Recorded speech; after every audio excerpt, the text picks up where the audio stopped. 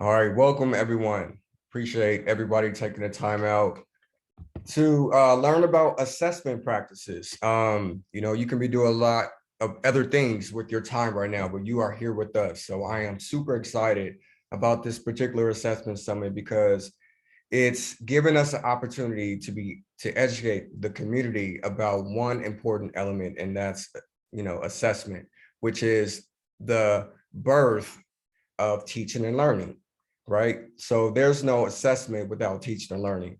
And one of the things that I have found just being in education is that a lot of us don't really have the true knowledge and understanding about what really assessment is and what assessment practices pretty much is and how we can implement that into the classroom to be effective. We kind of focus more on the standardized aspect of assessment, but assessment is more to that. So the point and the key to this particular summit is to try to humanize assessment, not just standardize assessment, to give you the knowledge and the understanding and to understand that, assessment is beyond that. So I want to talk about a few things here just to kind of create some context around what we're going to be talking about. I want to first kind of provide the perspectives that's going to be presented today. So basically, we have two great presentations today from two powerful perspectives.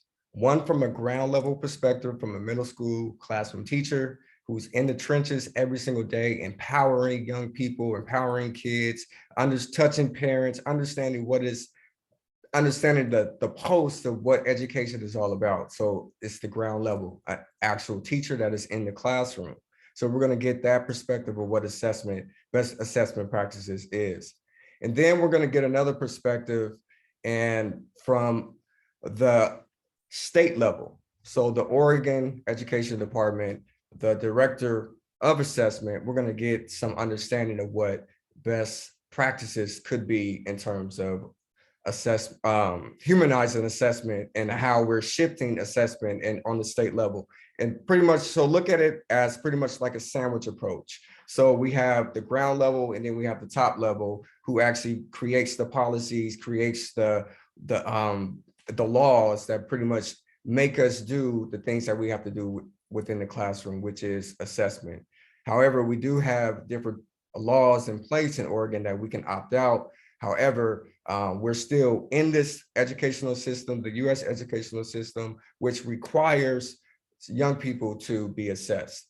So one of the things that we want to do is, okay, it's a requirement, but how can we humanize assessment and how can we change it to make it more effective than more standardized, if that makes sense. So the objective is to gain an understanding of best assessment practices to help further the knowledge, wisdom, and understanding to humanize, again, assessment practices. The essential question pretty much is going to be this. So my children has earned exceeding and meeting in their elementary grade level report cards. However, when they took the state standardized test, it did not equal to the same exceeding and meeting standards that they were receiving on the report card.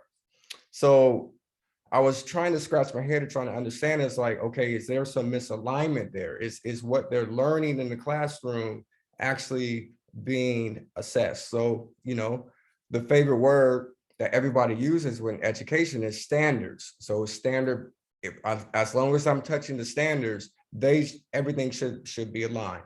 But that's not always the case. So now my children are in middle school and they're receiving A's. So now they're required to take a MAPS test. So the MAPS test is a norm reference test, but however, it's not aligned to what is also being taught in the classroom. But the key word is that it's standardized, it's standard-based, it's a standard-based assessment. And we are teaching standard-based lessons and curriculum within the classroom. Therefore, your child should be performing at this particular score in MAPS assessment. So the underlining question, what we call in education, the essential understanding, the essential question could be, how can a norm assessment be aligned with our state assessment, which is a more criteria-based assessment? So that is one of the questions that we want to be able to ask. Hopefully you can write that down. It's to my understanding that our Oregon State assessment is a criteria-based assessment. However, the school district that my children are in, they have to take another norms reference test that is communicated that it is aligned with this criteria-based state assessment. So that is going to be the underlying question that we're going to be asking throughout the summit. So hopefully you can get that understanding, get that information. This will be free, public online, it will be on YouTube. So a lot of people will be reviewing this information, public policy, legislators, senators, representatives, you name it, we'll be reviewing this video. So with that case, we're going to start with the ground level, and we have Mr. Chris Reiser, who's going to start us out and give us that best assessment practice from the classroom level. Chris, you have the floor.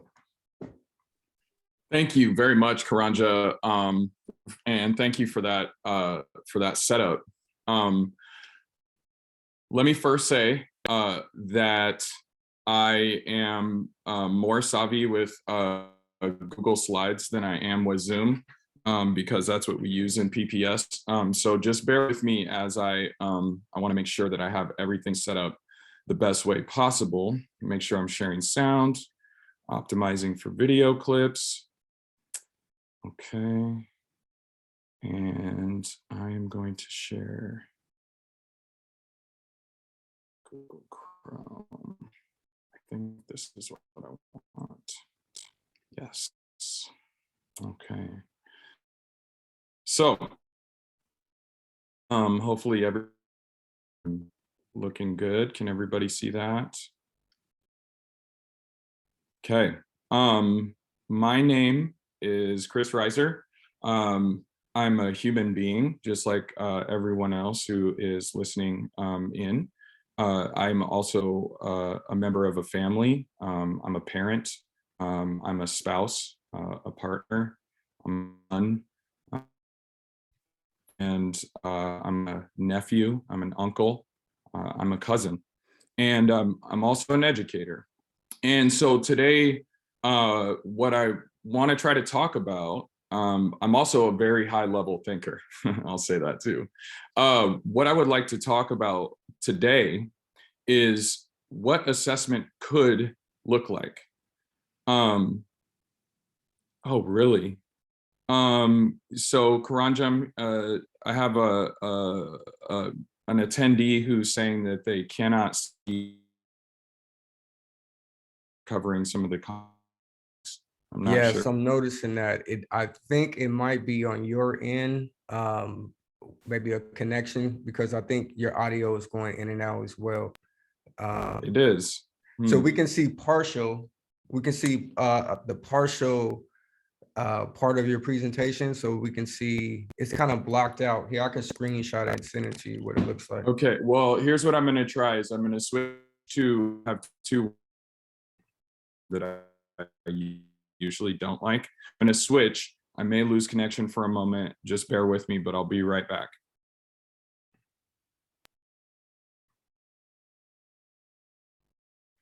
Someone said it might be other okay, windows. Can you hear me now?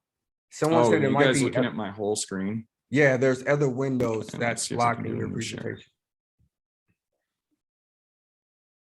Yeah, so let's try this. How does this look now? Yep, that's it. Stuff, or is it okay, so if I close the chat, how about now? Yeah, one more item I think you have to close out on. What's on the other side? Is it my presenter view? Oh, now we went back to, okay. What is going on? How about that? All right, yeah, there's a couple more things that's in front of that you need to move. It's on the side where the children are in the circle. Yeah, whatever that is. Oh, that's weird. I don't understand why you're seeing my whole screen and not just the Maybe if Google you just Chrome. share the Chrome, if you read, Yeah, let yeah, me try again. you gotta just, instead of sharing your whole computer Yeah, screen. Yeah. I chose the Google Chrome, so that was weird. Okay, how about now? Someone said, Chris, when you go to screen share, you could be able to share a tab instead of the whole screen. Mhm.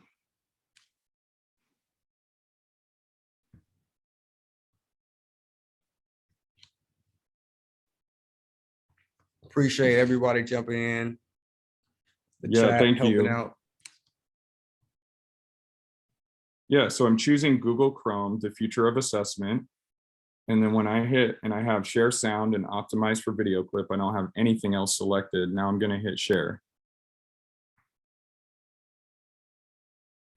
Yeah, Is it still doing that?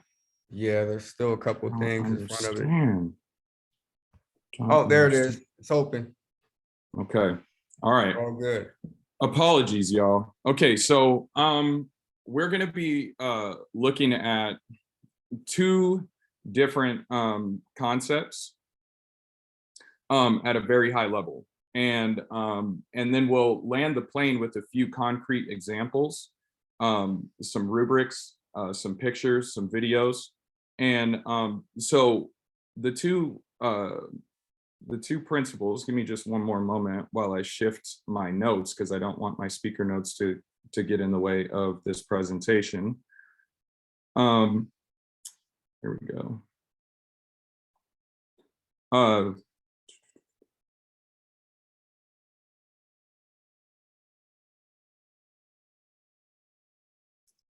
Speaker notes.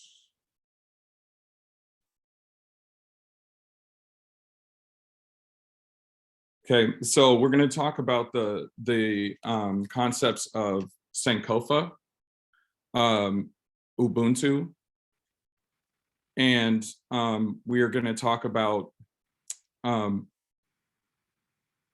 how these two principles, these two philosophies, these two concepts apply to assessment. Okay, and Karanja, I'm hoping as we move through, I'd like to hear folks and have folks be able to speak and ask questions and have a little bit of interaction here as we go through these concepts, which will be important because it's going to demonstrate some of the principles and ideas. If you have them comment in the chat, I can share the comments. Okay, if you could facilitate that, because I do not have the chat open, that would be fantastic. Nicole, myself and Nicole. Yep. Okay, that sounds great. Okay, so the first principle that I want to talk about, and there's going to be some dissonance here, as Karanja indicated, between where I'm coming from. I'm really trying to present a paradigm shift and a vision of where we can go with assessment.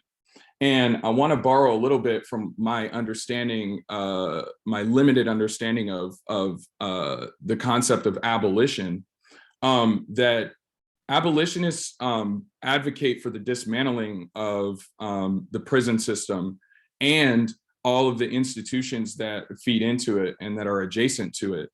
But they don't actually claim to have the right answer or the right way, but encourage folks to experiment and explore with ways that we can begin to decouple the criminal legal system from the way that people live their lives. And find new ways of creating an organized and safe society that don't involve policing and putting human beings in cages. And so I don't have all the answers, but I'm really captivated by the possibility of this vision of where we could go. And so there's going to be some natural tensions between what we hear from ODE and what I'm presenting today. And we all understand that, and we need that in order to move forward. So I first just want to ask, what do folks know about the concept of Sinkofa? Just want to hear a couple of folks share out in the chat. What do you know about Sinkofa?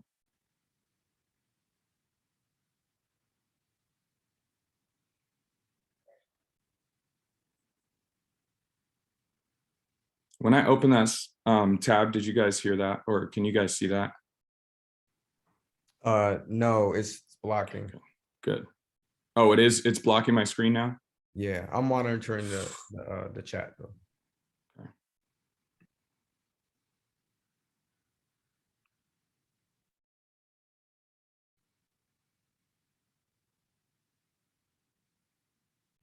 Someone said looking backwards to see forward. Looking backward to see forward. Yes. What else?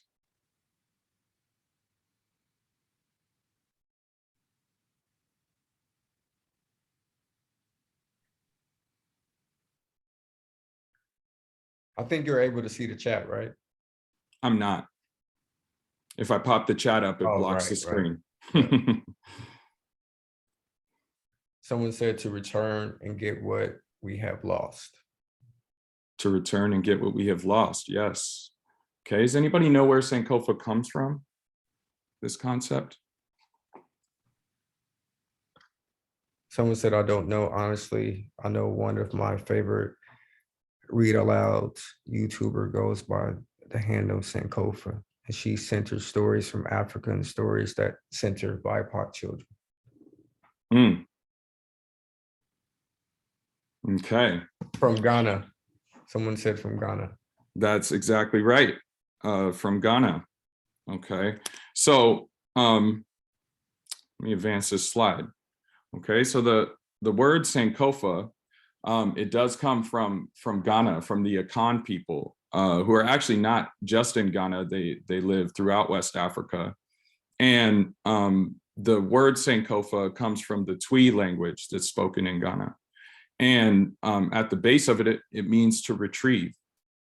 To look into the past to inform the future is one interpretation.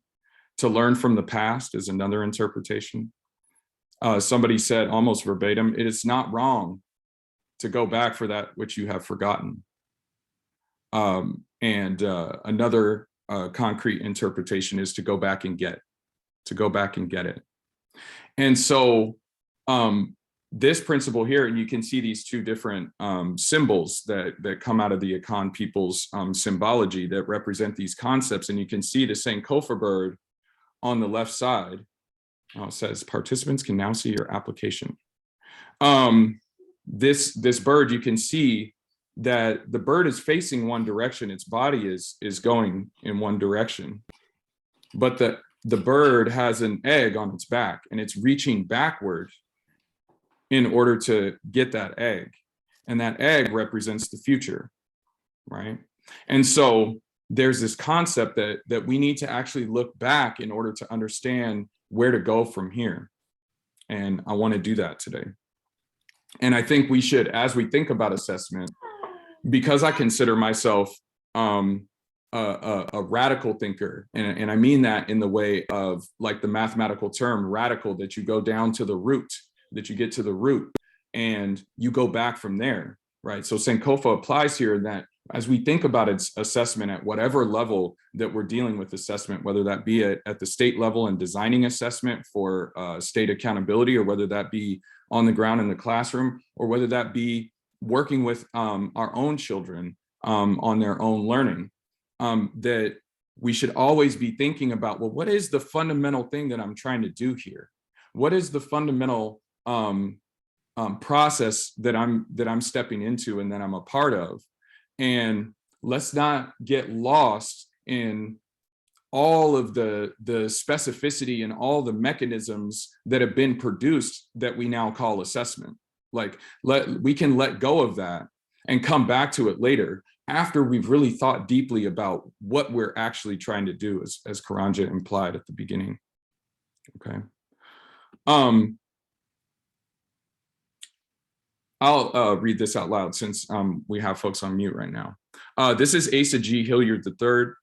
He was a psychometrician, a psychologist, education researcher, who in the late 70s, throughout the 80s, 90s, and into the early 2000s, was an advocate for a shift to specifically an Afrocentric model of pedagogy in order to serve Black students. That was really his his driving force in all of his research and all of his work.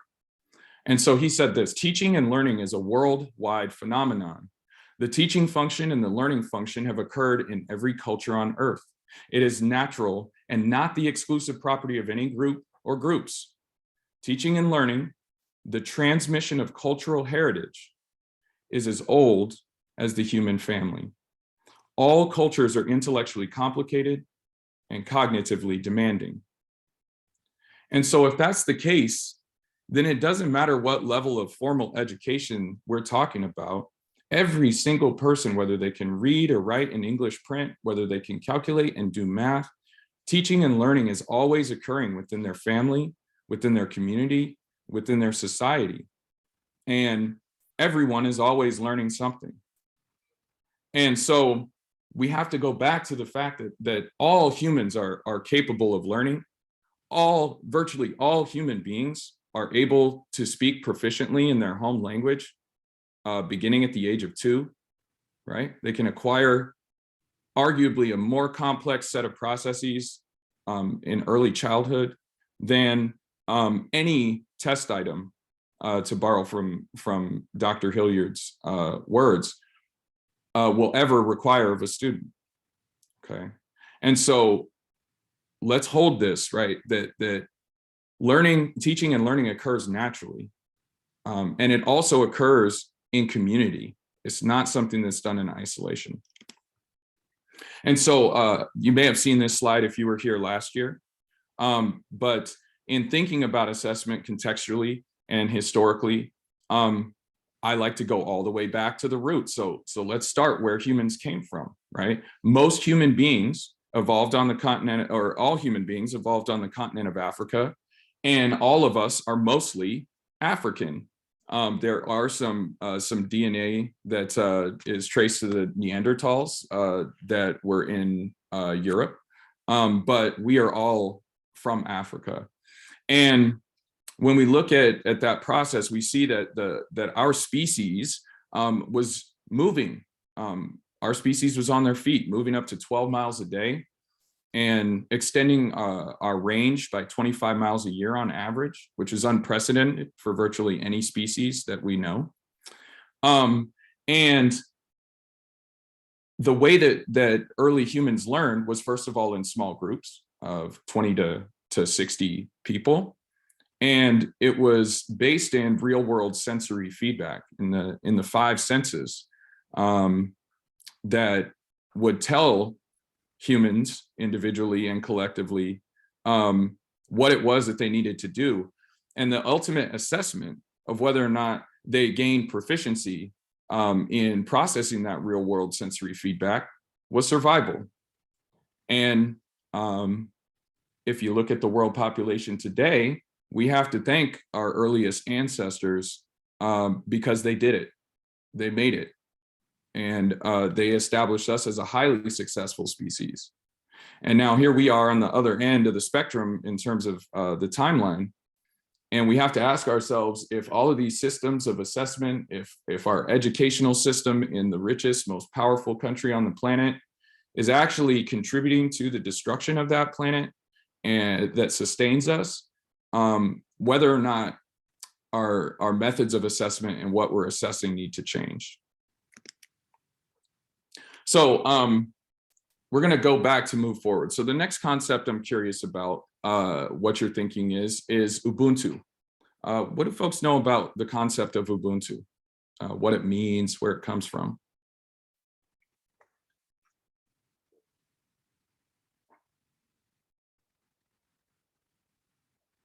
And I'm going to ask again if somebody could facilitate any comments.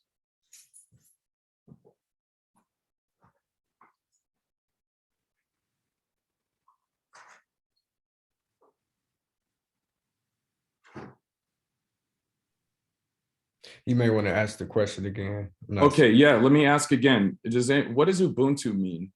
What do you know about the concept of Ubuntu? I'm recognizing this is a small group.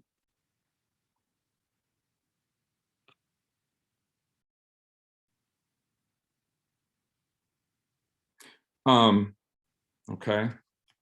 No responses, huh? All right, so Oh, there we go. We just got a chat. Did that block the I screen? am because we are.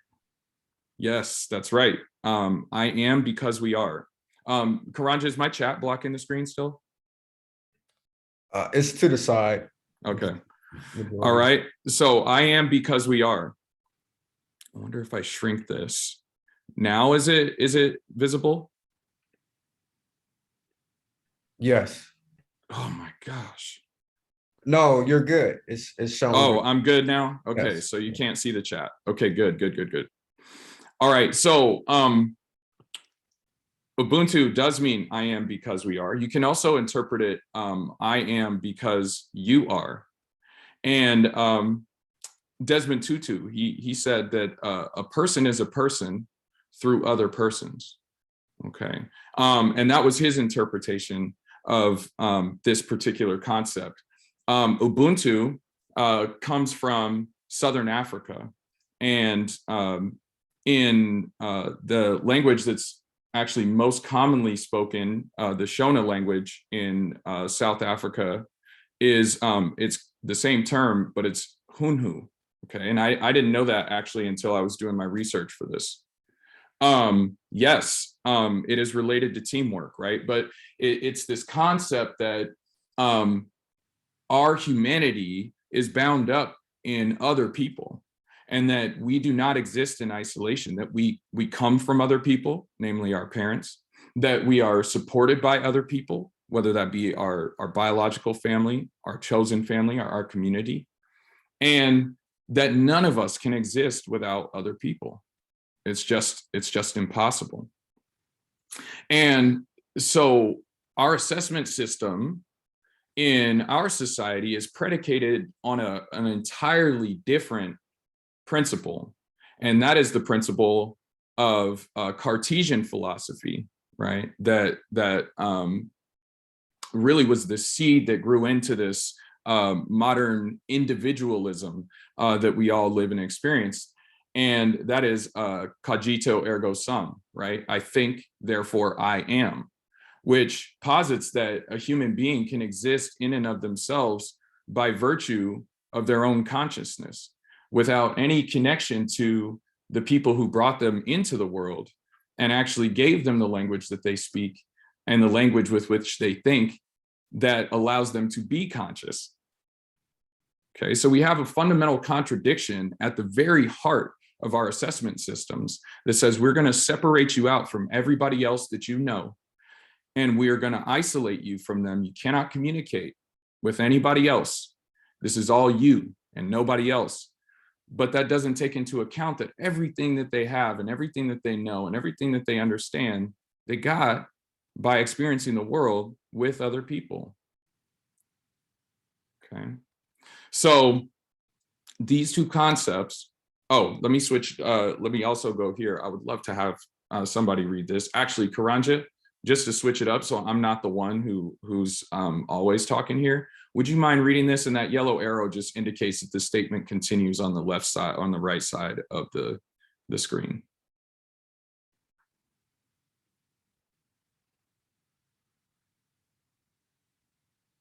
I can read it. Oh, thank you very much. The Zimbabwean education system is currently grounded in a philosophy of education that is alien. This means that the education that it offers is the majority of the people, that it offers to the majority of the people in Zimbabwe, and the values that it inculcates are alien and cannot result in authentic existence.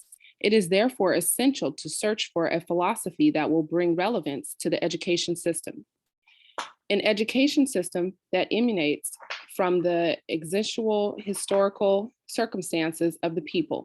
We argue that for the education system at any level to be relevant, it must have its foundations in the philosophy of Hunhu. It is not being argued that the philosophy of Hunhu be one of philosophical foundations, but that it be the foundation of the Zimbabwean education. Thank you very much. Okay, so this came from this Journal of Indigenous Social Development. And this was published in 2014. And this is just the abstract of a paper that advocates for the shift of the Zimbabwean education system, which of course is a colonized education system. And so we can see that it presents a stark example, right? Zimbabwe was actually Rhodesia, named for Cecil Rhodes, the European who chopped up Africa in the late 19th century, right? And so Zimbabwe, after gaining its independence from the European colonizers in 2014, is still struggling with the effects of that colonization. And they recognize that their educational philosophy, predicated likely without having to study it on concepts of individualism and individual attainment, was alien to the indigenous people, right? It was foreign. And if it was alien to the indigenous people, it might actually, you know, we're so comfortable because we have been steeped in this paradigm of individualism that we might feel a sort of Stockholm syndrome-like affinity for the concepts of individualism because it's what we know and it's what we've been taught in our American culture. But I want to argue that what they're saying here is that actually, no matter where you go, what you need to be doing is rooting your educational system in fundamental principles of you know, how human groups organize themselves. And so they're saying for any system to be relevant, it has to have in its foundations this concept of Hunhu or Ubuntu, that I am because we are, that there has to be a sense of the collective efficacy of the group, right? And not that it be one of the philosophical foundations, but that it be the philosophical foundation of the Zimbabwean education system. And I would argue that it would probably behoove us to do some work about reflecting on how individualism operates in our own lives and our own thinking, and to begin to try to undo some of that, and to learn more about how collectivist societies actually see the work of individuals within that group. Okay, so that's that. So again, we want to use these two tools as we go through our lives, our professions, looking back and rethinking the assumptions that we carry because of our inculcation into American society and culture. And I want us to think about how assessment can look from a community standpoint, from a collective standpoint, rather than an individualist standpoint.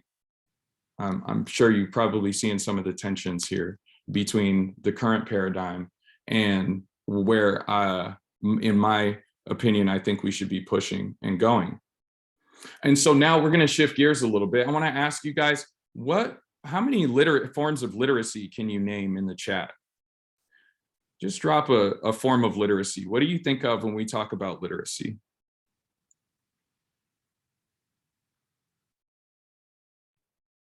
If anybody wants to speak, raise your hand and then I can unmute you. Yes, okay. And yeah, I'm going to go back and read. I saw a couple of comments in the chat. So somebody said, we are free spirits born into history. And then another person said, perceived literacy or illiteracy measured by racist standardized assessments determines how humanely or inhumanely human beings are treated in school and in society. Standardize anything is the opposite of equity. Okay, now those are two very strong proposals, right? And we could spend a lot of time unpacking those. I wanted to make sure to read those into the record, but those are some comments worth thinking about. Greg says the sweat lodge creates a situation where the people inside come to realize their sense of belonging to others around them is what keeps them from leaving that space of discomfort. His is the collective efficacy of the group. We accomplish nothing without the help of others. Okay, so thank you all for those comments. And now talking about literacies, I'm just going to read through what I see here in the chat. Mathematical literacy, reading and writing, digital, cultural literacy, cultural, digital, social, literacy, okay, like that. Yeah. Okay, so you can now, it looks like folks are only chatting to me, and I believe it should be possible for you to chat to everyone besides just the hosts and the panelists. So see if you're able to do that from the drop-down menu below your chat. Okay. Now, you guys actually added in some forms of literacy that I didn't think about and that I didn't consider. The list that you're about to see comes from this field called neuroeducation. And I am very fortunate to work with Dr. Erin Mitchell Green, who has a PhD in neuroeducation from the University of Portland. Dr. Ellen Arwood just retired from that program after a couple of decades. And what she does is she looks at brain science and then extrapolates from her understanding of brain science what that means for how people actually learn neurologically, and then turns that into some principles for what we should be doing. And so she defined 7 forms of literacy, 7 literacies. And these are the literacies that she brings up. So we got reading, writing, speaking, and listening, right? Those are the 4 literacies that are most commonly talked about in education circles, right? In public education. But she goes on to say that calculating, somebody said math literacy, right? That's another form of literacy. The ability to understand and manipulate the relationships between numbers. We have viewing, visual literacy, right? So we are constantly, actually 95% of human beings on the face of the planet think in pictures, not in words, but in pictures. And that small segment of the population, that 5% of folks who don't think in pictures, still benefit from visual representations of information, even though they don't think in pictures. Okay. And there's a couple of YouTube videos about folks who have this, I don't want to mislabel it. I believe it might be aphantasia, which is the inability to see pictures in your mind. Okay. And I encourage folks to actually dig into that and what that experience is like, unless of course you have it. And then I would love to hear from you. Okay, but we're not done yet. Thinking is a literacy because we think in those pictures, right? And so viewing becomes essential. And the way that we presented information as learners is critical because it can help us with the pictures that we have in our minds that we tag with the language that we use to speak and to communicate, right? And I don't want to go too deeply into this neuroeducation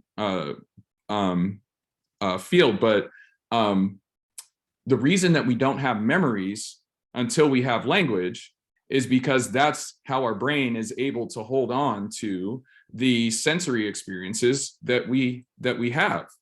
And so we need to have a sense of language that's tied to what we see, feel, hear, taste, touch, right? In order to be able to hold on to anything that we experience. Okay, and so thinking is a form of literacy. And I added this one in, actually. I argue that kinesthetic literacy is a form of literacy. And I came to that conclusion when I was thinking about neuroeducation and our dance instructor walked by. And I thought, now, that is definitely a form of literacy that I am not proficient in, right? And so this right here, kind of blows my mind. And not only that, but, visual artists who use viewing. Yes. Oh, thank you. Greg just dropped in emotional literacy.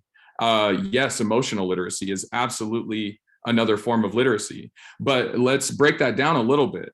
Emotional literacy requires us to listen and to view, right? And then to think, right? And so that emotional literacy, but here's the third part, right? Is to feel, right? Is just to sense and listen to your own body in terms of what you're seeing and what you're hearing and what you're processing from another person, right? Thank you for that, Greg. Folks are still just chatting to the hosts and panelists, and Karanja, I just wonder if that might be part of the settings, an issue related to the settings. I'm going to try to copy. There's a link that Brian just put in the chat, and I'm trying to get it. Select now. Yeah, it won't let me. There you go, B. Okay, so I just want us to step back and think again as we think about the principle of Sinkofa. When we talk about literacy, let's broaden our conception of what we're talking about. And we only measure, even though we have those four core literacies, speaking and listening, that is almost never measured except for the ELPA test for students who are not English first speakers, and the STAMP test for students who are in dual language immersion. They're assessed on speaking and listening, but there is no assessment for speaking and listening. And I think ODE is going to get into that later on today, and may mention that as problematic, but we don't, and then we measure calculating. So out of these 8 forms of literacy, not counting the cultural literacy, not counting the emotional literacy, which we could add as other forms of literacy, we only measure 4, or we only measure 3: reading, writing, and calculating. That's all we have assessments for. We don't assess our children on any of these other things in any systematic way. And that, first of all, it changes what happens in the practice in the classroom. And second, it disallows students to be able to fully express themselves in all of their literacies in order to be able to demonstrate what they know how to do. So, okay, let's go to the next thing. So I want to stick with this visual literacy piece, given what I said about neuroeducation and the idea that 95% of us think in pictures. And we're going to listen to Titus Kaphar. You may have seen this TED Talk. It's called Can Art Amend History? Okay. And he's going to talk about racial equity, visual literacy, access, and criterion-based performance assessments. Let's watch. Let me know if there's no video. Or I mean, no audio. Are we good? I love museums. Have you guys ever been to the Natural History Museum? Oh, yeah. In New York City?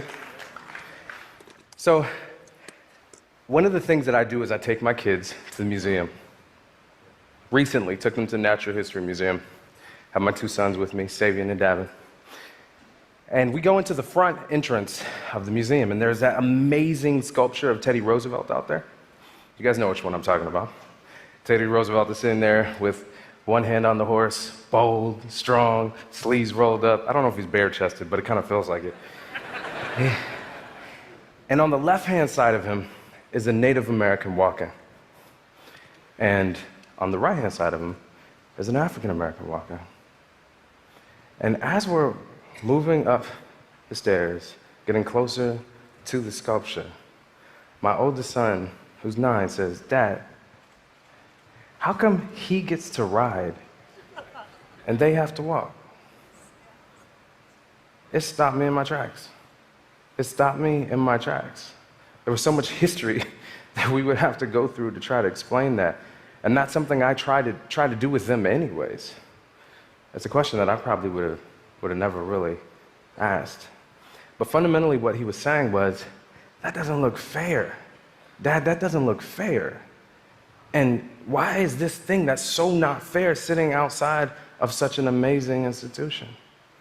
And his question got me wondering, is there a way for us to amend our public sculptures, our national monuments? Not erase them, but is there a way to amend them? Now, I didn't grow up going to museums. That's not my history. My mother was 15 years old when I was born. She is amazing. My father was struggling with his own things for most of my life. If you really want to know the truth, the only reason I got into art is because of a woman. There was this amazing, fantastic, beautiful, smart woman, 4 years older than me, and I wanted to go out with her. But she said, "You're too young and you're not thinking about your future."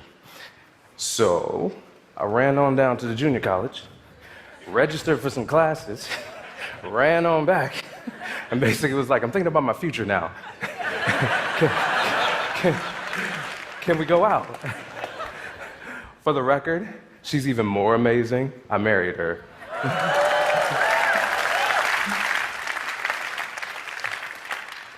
So when I randomly ran down to the junior college and registered for classes, I really wasn't paying attention to what I was registering to.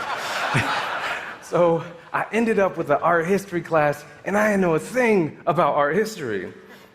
But something amazing happened when I went into that class.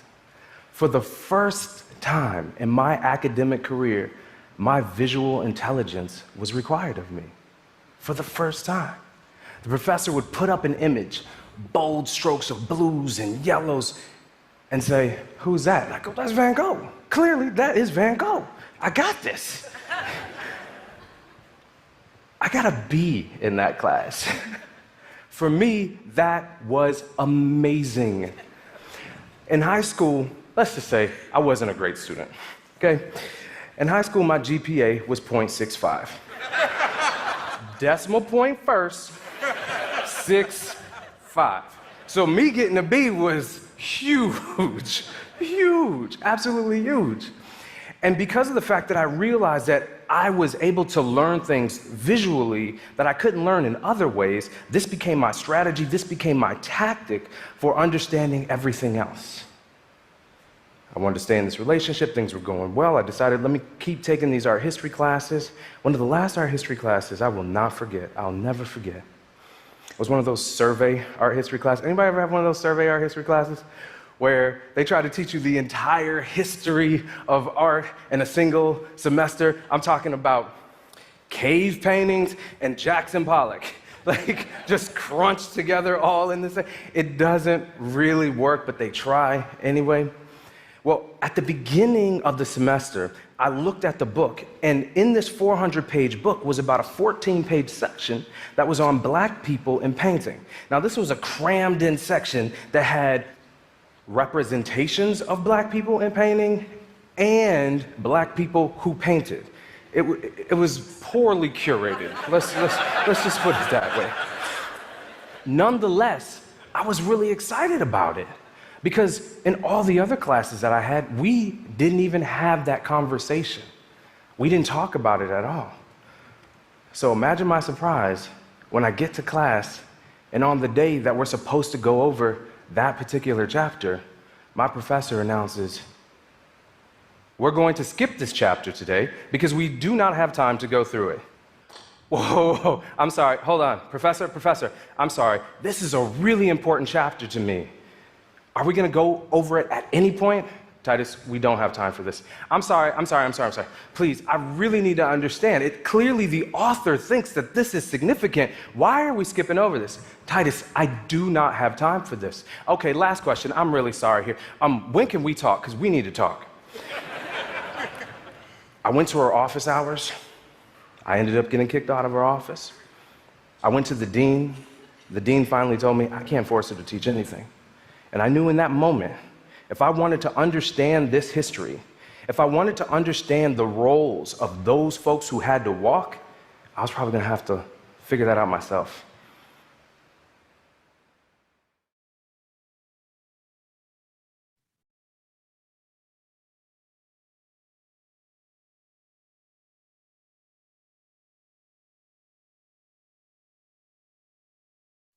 I just want to sit with that for a moment.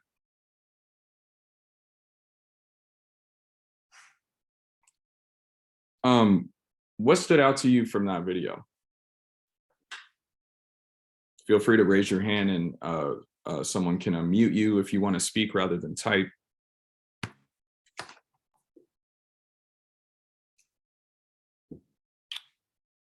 Okay, I see Dave. Can you hear me okay? Yes.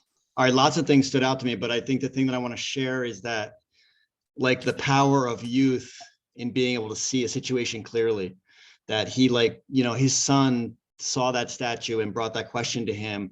So this whole idea that kids are too young for certain concepts, or you know, can't handle this sort of history or this sort of learning, I feel like it's the opposite. Like the kids can lead us, and we have to make the space.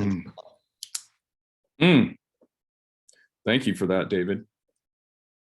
Anyone else? What stood out to you from that video?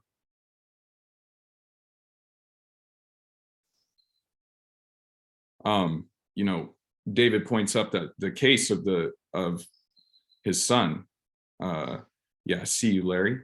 And I think someone's going to unmute you in a moment, right? And how his son asked a fundamental question about equity based on processing visual information that Titus himself never processed. Go ahead, Larry. Can you hear me? Yes. Thanks. Just that as a reminder, as a retired teacher, I remember how there are different ways for kids to be smart. And as a teacher, the goal was to give kids opportunities to show how smart they were. And the idea that visual literacy always takes a back seat to print or other forms, it's a good reminder that teaching needs to bring in different modes of learning, different modes of thinking, and different modes of assessment. So you're Chris, you're making your point strong. I appreciate it. Thank you, Larry. Did anybody catch where the criterion-based performance assessment was in that video? Raise your hand or type in the chat.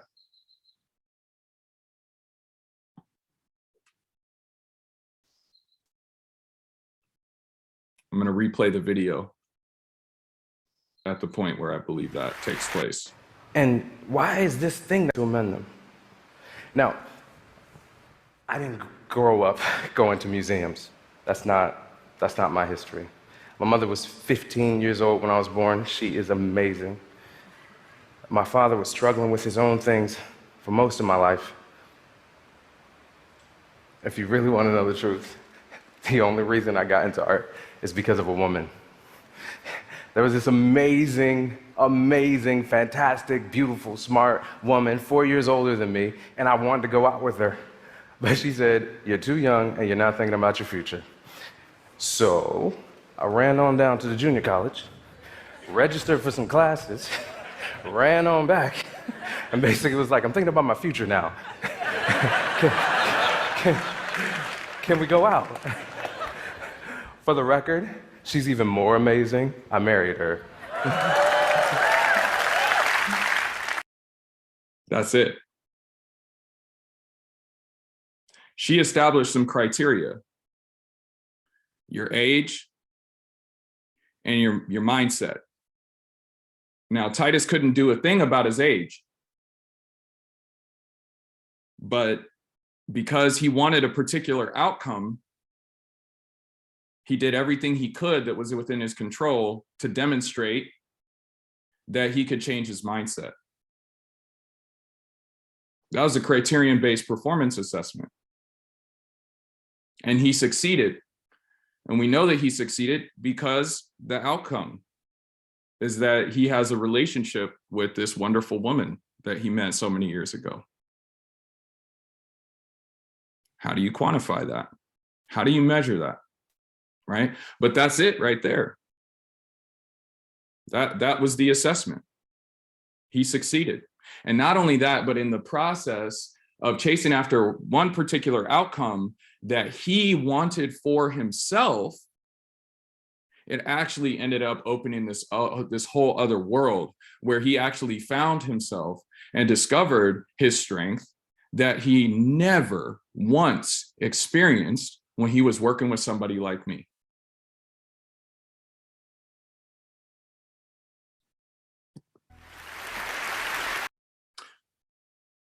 So I just wanted to make that point.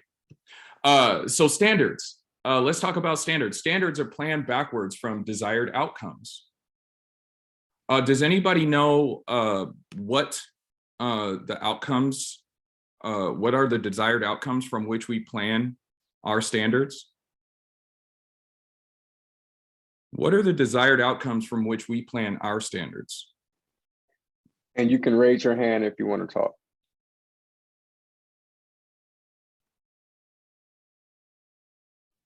And we can unmute you. You can also type in the chat.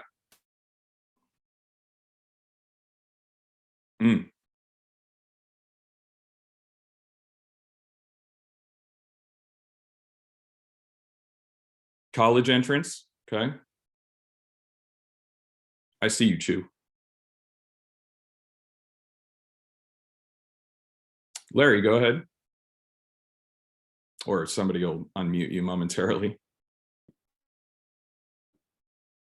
Yeah, I believe the desired outcomes are more general. Like, what does it mean to be educated in the USA? And a general thought of what education means, and then pick standards that specify what those education targets are. The only problem is who gets to pick the standards, whose voices are heard in what it means to become educated. And the history of that is a battle, where standards come from and who gets to pick them. But I believe they come from the general idea, what do we mean by being educated? Yes, absolutely. And I toyed with the idea of unpacking that word and the etymology of that word, which means essentially to lead out is what to educate means, right? The E means to lead out, and or it means out, and Duke, D-U-C, is like a Duke or a Duchess, is to lead. And then the question is, well, who's leading what out of where? And my interpretation of that is that brilliance is in every one of us. It's innate. And that our job as educators is to lead out the brilliance that is already in those students. So when I give students an opportunity to engage in some thinking, in some discussion, in a text, and they come back and they respond with something profound, or with their own experience that we didn't know before, and how that connects to the thing that we're all discussing, that I reflect that back to them, and that I acknowledge and I name that brilliance that I'm witnessing. Right.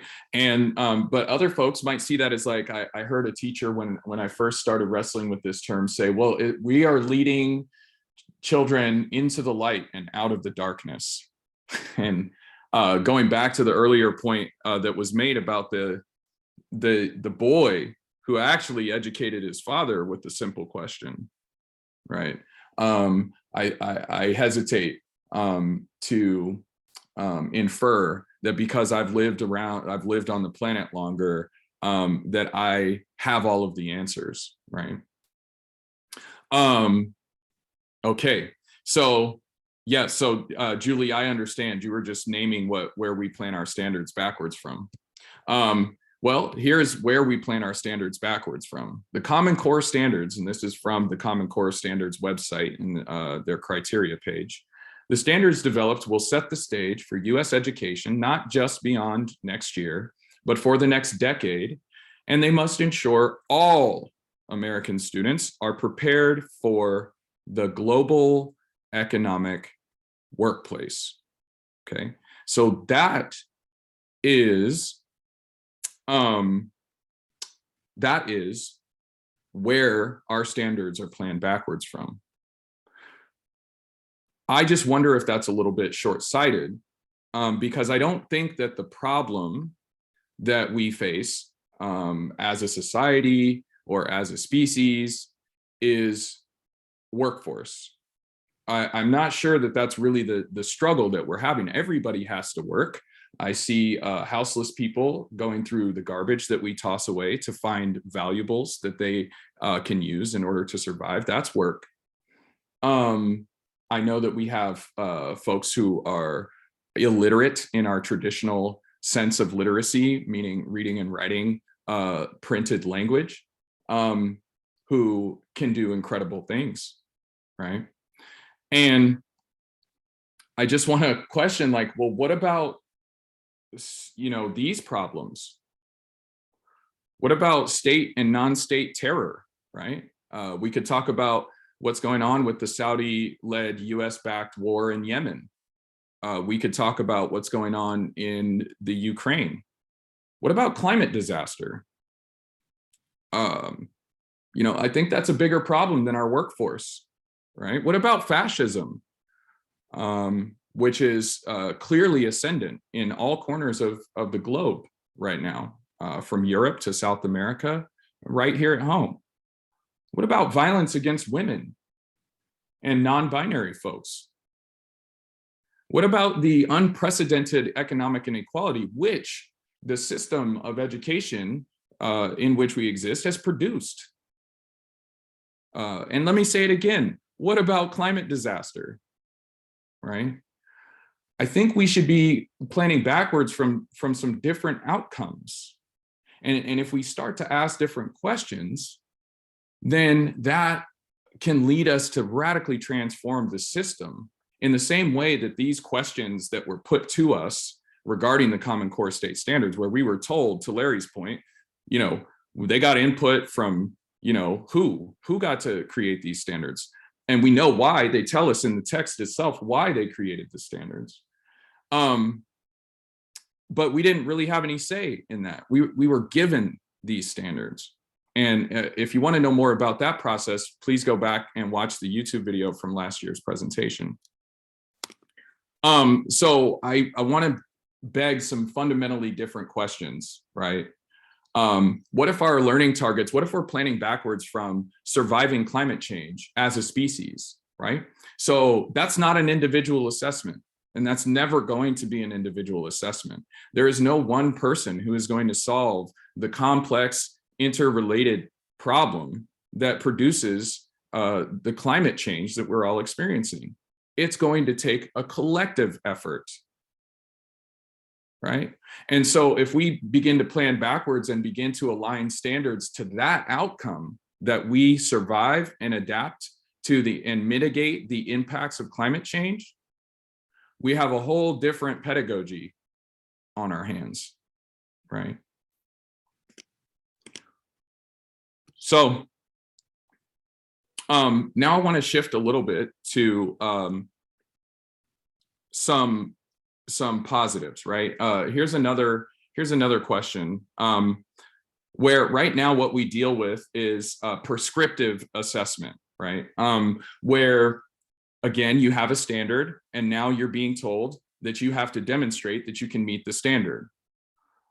That's very different from Titus Kafar's experience, where he had an internal motivation in order to meet the standard, right, that was set. And he didn't know what the standard was that he had to meet until after he knew that there was something that he wanted to get out of an interaction or an experience, right? And then the criteria were set. Well, if you want to have this experience, then this is what you need to do.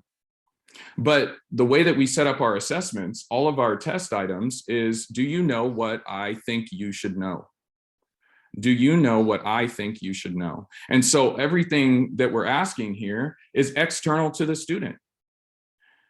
And I won't even go into all of the mediating factors between the student and what they know, what they've experienced, and what they can do, and the way in which they're expected to do that, right? Using high technology in an isolated setting as an individual, where even their educator who loves and cares about them has severely restricted ability to support them in that setting, in that test setting. And then we're asking them to meet a standard that has nothing to do with their intrinsic motivations or actual tangible concrete problems or situations that they face, right? So I would advocate that that's not where we need to go. We need to move toward generative assessment. And here's Asa Hilliard again. And he poses this question. He says, what is it that you know must always be asked if the truth about intelligence and aptitude is to be discovered? And so what I mean by generative is to be able to set up a student to be able to tell us what it is that they know and understand, what they are able to do, right? And this quote comes from a book called The Skin That We Speak, Thoughts on Language and Culture in the Classroom, that was actually edited by Lisa Delpit and another editor, Miss Dowdy. And this is from I believe it's the 6th chapter, the 4th or the 6th chapter of that book. Excellent reading. And I highly recommend folks dig in on Asa Hilliard. So let's talk a little bit more about what this could look like, right? So there's assessment stances, right? And there we have formative assessment or assessment for learning, and we have summative assessment or assessment of learning, right? And again, I want to argue that actually, because life is a process and nothing ever really ends until we are gone, that I think there's a little bit of an arbitrary difference or at least it's an artificial difference between formative and summative assessment. Summative assessment is really, it's still process and it's still an ongoing and continuous experience, right? But we artificially say that this is a deadline, right? But that's something that's articulated by the educator or by the system or by the school. Our school year, for example, and the way that we orient our school year around time actually places extreme limits on the ability to even turn summative assessments into formative assessments, which I think they should be, because the idea is if you didn't get it, if you didn't understand, if you didn't incorporate it into your way of thinking, then you should have an opportunity to get it, because isn't the bottom line that we want folks to get it? But when we set folks up to say this is summative, it's as if to say that this is final, and that once this assessment is over, you don't have any more opportunity. We don't have any more care or concern for what you think or what you know or how you feel about the process that we just experienced. And there are some benefits to thinking in terms of proficiency. There would be some benefits if we were to move to, say, a balanced calendar, where like a college quarter system or semester system, where you have students going to school in the summer, you have students going to school all year round, and then you can begin to create modular learning. So if a student takes a whole year in order to go through 6th grade language arts, so be it. And if a student takes 3 months to go through 6th grade language arts before they're ready to move on to what we call 7th grade language arts, that's fine too. But because our school year is set up the way that it is, we have this artificial summative experience that then says this is over and now you have to move on to the next thing, regardless of what you got or what you didn't get, right? And I think that ultimately that does harm, and it creates a tension between the student's experience of learning and it stunts their capacity to engage in learning and find joy in learning, because they lose the opportunity to continue to grow and develop. But the goal of formative assessment is to monitor student learning, to provide ongoing feedback that can be used by instructors to improve their teaching and by students to improve their learning, okay? And then on the other side, the goal of summative assessment is to evaluate student learning at the end of an instructional unit by comparing it against some standard or benchmark, okay? And so that's all fine and good. And I don't have an incredible problem with summative assessment. As a matter of fact, I really enjoy doing summative assessment with my students. However, I have really moved away from doing summative assessment in isolation. Students do write essays, but they have been given every tool, including the ability to collaborate as they're writing their individual essay, in order to answer the questions and satisfy the requirements that I set for them. I just want to go back through the chat, and if anybody sees anything, because I'm seeing a lot of stuff here and I love it, but it's really difficult for me to read the chat and also present. And so if anybody in here sees something that they think they'd like to speak on in the chat, please don't hesitate to raise your hand or speak up. So assessment stances here.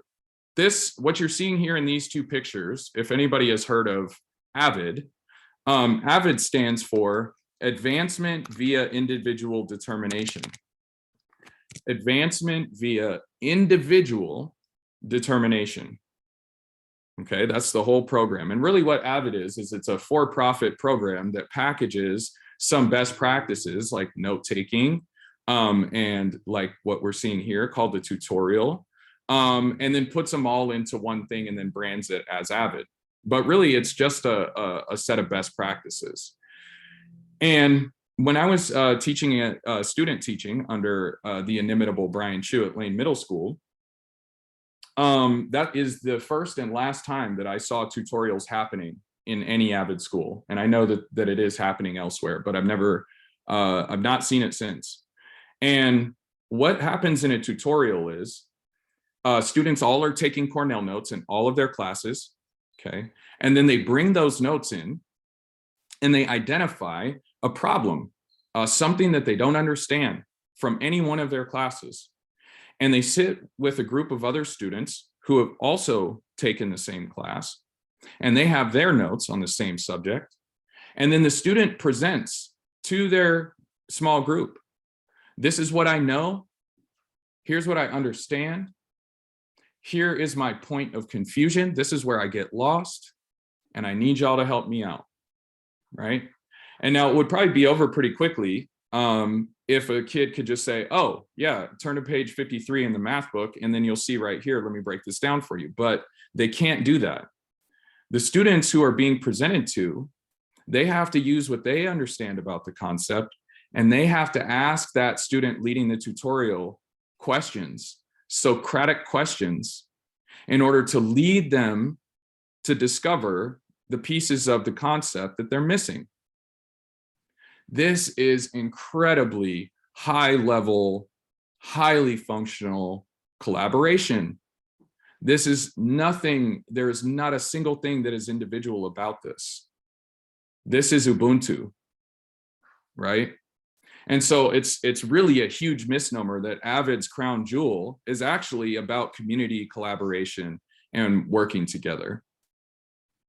And so then to have these kids turn around and be expected to, again, be isolated from these folks who are actually supporting them and refining their thinking and helping them to understand these concepts, and to say, we're going to isolate you from all of those resources that you use in every other aspect of your life to get through challenges, and say, you can't do that here. I really think that's it's a disservice. This is a summative assessment. These students here are conducting the Columbus trial, which comes out of the Rethinking Schools curriculum. These are my 8th graders from just a few years ago. And what I want you to notice, right, is that you might see Pela in the upper right. She's reading, and yeah, she's there by herself. But what she's reading and the questions she's asking were developed by a group of people. And maybe one of those people didn't really want to get up there and speak, right? But they actually are the ones who did the research and found the sources of evidence that would allow her to be able to step up and ask that question. And maybe Pela didn't actually do the research, but she's out front and she's asking that question, and she's challenging the group that is in the hot seat, as we call it, to respond. And you can see these other two groups, you can see that the collaboration is ongoing in order to accomplish this, right? So we've got to begin to shift, right? And this, to me, this is the assessment. These kids who sometimes argue and fight, who sometimes have challenges, Look at what they're able to accomplish. And I'm telling you, if you look at the process that leads up to this day of being able to hold the Columbus trial, it is a hot mess. But the way that it comes together and the way that they come together, right? How do you measure that? How do you quantify that? But those soft skills, those things that are happening in those experiences and the way that these students are supporting each other, that's the real thing that we need to figure out and tap into and figure out how to spread. Okay. This here is a screenshot of a menu for a final product. My good friend and colleague, Mix Amelia Cates, created this as part of a unit. Excuse me. If I go to this tab, are you guys still seeing what I'm seeing? I'm going to open this up. Yes, we can see that. Okay, great. Did you want me to read some of the chat questions? Yeah, let's see. Let's take a pause. Yeah, and we can go back and look. I'm good with that. Okay, so I'm gonna go back to about the 11:10 mark. And so someone had mentioned, so why are we focused on English proficiency, the English language proficiency? ELD students are highly proficient in language and cultural literacy. Right? Yes. Right, and that's extremely narrowing. And I would take it one level higher and say, why are we focused on English print literacy? Because again, we don't even assess speaking and listening. We don't even I just got a new concept in doing this research. I've heard of literature. Who's heard of orature? Orature. That is oral literature. Right? I didn't even have the language for that until today. And we don't have any value for that. And further, if we did, what would happen to our students who use an African American grammar, or who use a Spanish grammar in English, or who use a Russian grammar in English? What would happen? How would they be assessed? Right? While as Mr. Chu says, right, ELD students are highly proficient in language and cultural literacy. It's almost a requirement in order to survive. And yet, those students are not allowed to shine. As a matter of fact, those are the ones that school administrators and those who are looking at the data would say are a drag on the institution, instead of assets that can help us to rethink the ways in which we are learning and teaching together. Okay, and then Greg says, if we begin with inquiry, we see the right question, serving our quest for knowledge to help us explore and evaluate answers. If you presume to know the right answer, you haven't asked the right question, right? So that's that generative, right? When we ask those prescriptive questions, that's like, we all know that it's bad practice as educators to do gotchas, right? That's not good practice. That helps the kid to feel like they don't know anything, and that helps the kid to feel like education isn't a place for them. And yet, when we get to our assessment system, it's been predicated on just that. And then Leanne said, then those summative assessments become value judgments on students. The focus is on the consequence of not being prepared. Oh my gosh, how much have we heard this? Like, we need to accelerate. We need to step on the gas pedal because these kids lost so much. No, they've been learning the whole time. The question is, again, the generative question is, what have you been learning? What have you been learning? And then we can evaluate what they've been learning, right? Maybe what they've been learning is sexism and misogyny, as they're experiencing it on social media and sharing it with their peer groups. Maybe what they've been learning is how to garden, but we won't know if we never ask that question, and we just assume that because they weren't in the classroom with us that they didn't get anything. Greg says, as a teacher, and Greg, just FYI, you're still posting your chats to the host and panelists. Make sure to pick everyone from the drop-down menu in your chat box. As a teacher, I found that each formative assessment I created assessed my teaching, the assignment used for assessment, and the value of the outcome. It is just a guide to what changes must be made in the teacher, the assignment, and the learning environment to achieve results that show true progress in learning. And the same is true for my summative assessments, right? When we did the Columbus trial, one thing that I realized, one of the groups in the Columbus trial is the system of empire, which is not a person, it's not even a group of people, but it's a set of ideas. And I realized that the kids on all parts, because everybody had to wrestle with what the system was and what it meant and how it was responsible or not responsible for the outcome. And when I looked at the data, I had kids vote on how much percentage of guilt you give to each of the 5 groups. Thank you, Mr. Chu, for that. And what I noticed was consistently across classes that kids were devaluing the role of the set of ideas, the rules of the system, and how they were responsible for everybody's behavior within that system. And it was clear if you looked at the Taino Arawak people, who were the indigenous people who suffered the genocide at issue in the Columbus trial, that they had a different system of values and beliefs and politics.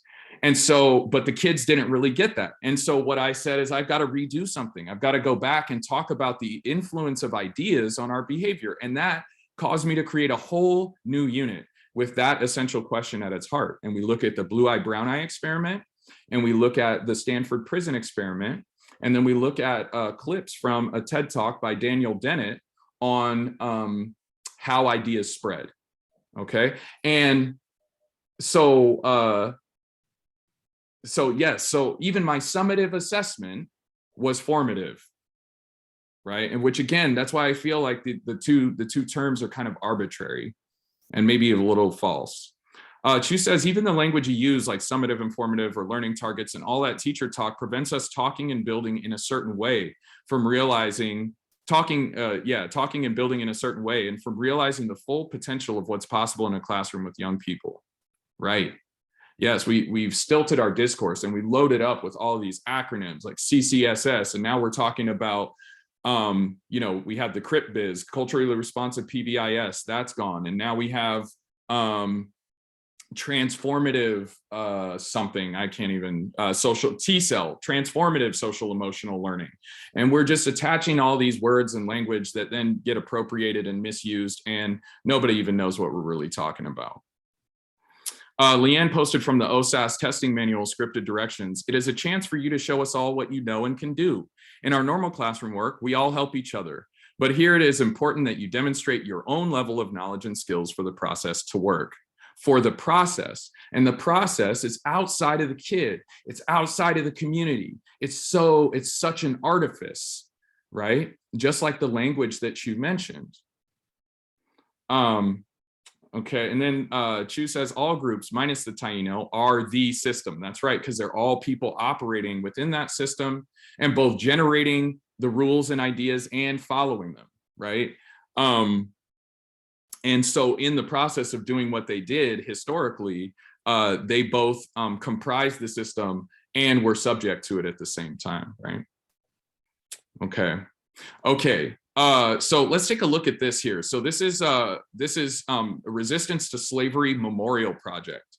So the students are making a memorial about resistance to slavery, right? And you got a little definition, and then here's an example. It's a set of examples that can be used for students to be able to think about how they want to show up, right? Nat Turner's Rebellion, drumming, John Brown, and of course they've done a lot of thinking and learning about this already. And then this step 2, which was the screenshot, this is the critical piece. How do you want to show what you know? You show us, you choose your strength, right? Maybe you love playing with clay. Maybe all you do is make videos at home on the weekend. Maybe you've always wanted to make a zine or a pamphlet. Maybe you write stories and send them to your teachers, like one of my students who has like a 40-page story and is failing language arts. So, but we see here in this rubric, right? So here's a menu of options, and students can also come to Mixamelia and say, I want to try something different. I have this other idea, and work that out with them, right? And then you have these criteria, right? So here are the criteria.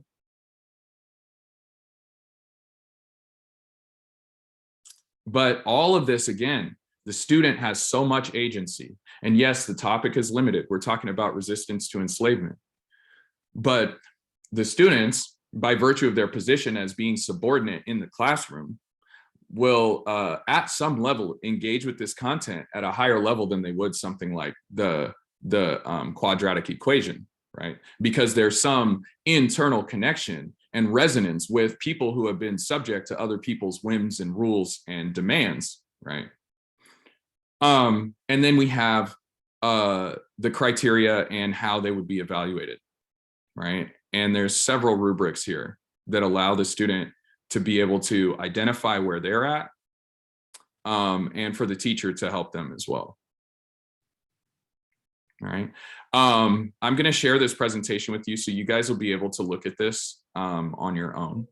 But I just wanted you to see what else might be possible here. Students could also work in groups, right? And so while each individual will receive a grade, it's based on the collective product. And so everybody in that group would receive the same grade, barring that student's chronic absence, right? And this is where I want to talk about Hattie's effect sizes. I didn't create a slide, but I was looking at Hattie's effect sizes, and the largest effect size is said to be teacher collective efficacy, as the largest in-school factor that can contribute to the success of students in the building. But does anybody know what the second largest effect size is? The second largest effect size is the student self-reported grades. Student self-evaluation has the second largest effect size for improving student success within the school system. So here we have this massive, expensive, complex, top-down assessment system, and yet what that metadata tells us is that actually we need to go the other way, and we need to have students be assessing themselves and refining their own thinking in collaboration with the teacher, who of course knows exactly the content that the student has and has not received.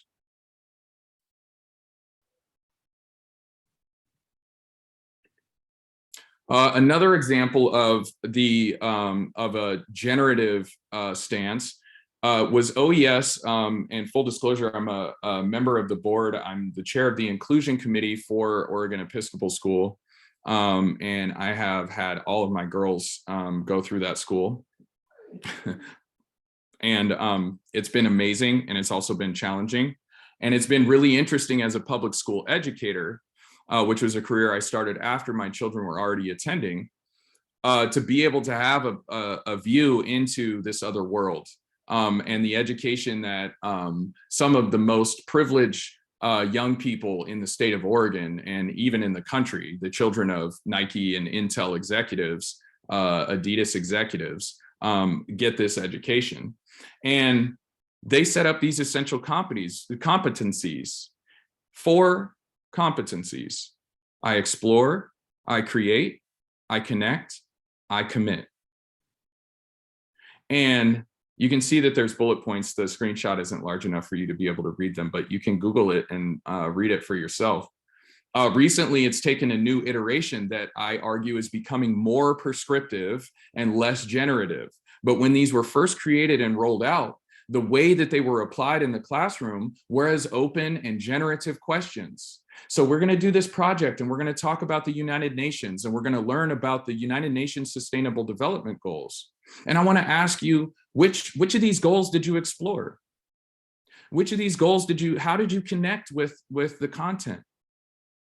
What did you create? What was your product? What are you going to create to show us what you learned and what you experienced?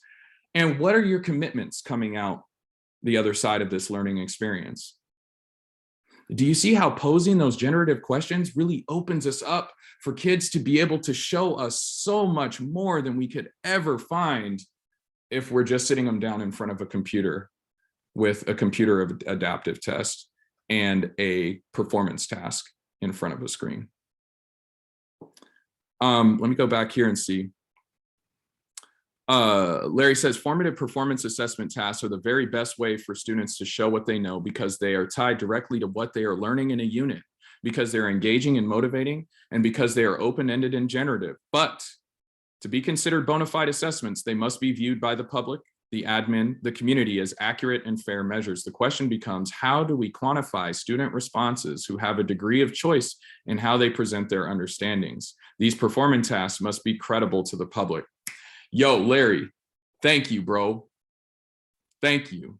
So I'm gonna talk about, actually, let me see, I think I need to go. Oh no, I didn't get it in. Yes, I did. Here we go. I want you to check this out. And I know I might be running over on time here. Let me move this. But, oh my gosh, come on. Here we go. Just real quick. Ockley Green is having a culture and community night on May 5th, 2022. And what we're gonna be doing is, this is the menu of projects. Okay, so here's a traditional, you can make a trifold board, you can do a large poster, you can do some Google Slides. You wanna do an essay or a poem, you wanna make a brochure, go for it. You wanna do an interview, maybe you know somebody in the community that you would like to sit down and interview. We'll bring them into the auditorium, sit them up in a nice comfy chair. You guys can interview like you're sitting down with Michelle Obama. Do you have another idea? Do you know how to code? Do you know how to make a video game? Yeah, do that, right? So the ways that kids can show what they know is right here. And then here's all the ways that they can show up in this culture and community night social studies project, right? Do you want to delve into your own culture? Is there something about yourself that you want to share with the world? Is there something that maybe you that you've always wanted to know, but you never had the opportunity? Maybe there's a country that you've never visited, but one day, you know, you want to go to Thailand, right? You could do a country study. You could explore something that we've already done in social studies. You can make a community connection. Wide open. You tell us. You tell us. And so the engagement is there, and the interest is there because it belongs to the child. And then we assess just using these rubrics, right? So what we're in the process of doing right now is developing the rubrics that go behind these different possibilities. And this is going to be amazing. We're going to have food. We're going to have folks doing performances. We're going to take over the main hallway, which is like 250 feet long. And we're going to have kids with trifold boards and Google Slides presentations standing next to their work and sharing out what they do. We're going to have folks in the library reading their poems and their essays and their speeches and their monologues. We're going to have kids passing out their brochures and their zines. We're going to be looking at art and artist statements, right? And every single one of these kids is going to be successful because we've set this up for their success. And we're lowering every single barrier from creating sentence frames to allowing them the choice to choose where they want to go with this. And so I'm going to end here. I want to talk about living assessment. The lives of our students, and I'm paraphrasing here. This is just, Chu is the homie. I've known him for a long time. He was my mentor teacher, my cooperating teacher at Lane Middle School in 2012, 2013. And he said, you know, it's our students who are the assessments. The lives of our students are our educators, our schools, and our system's most critical assessment of instructional efficacy. What they go on to do with their lives lets us know whether we succeeded or failed.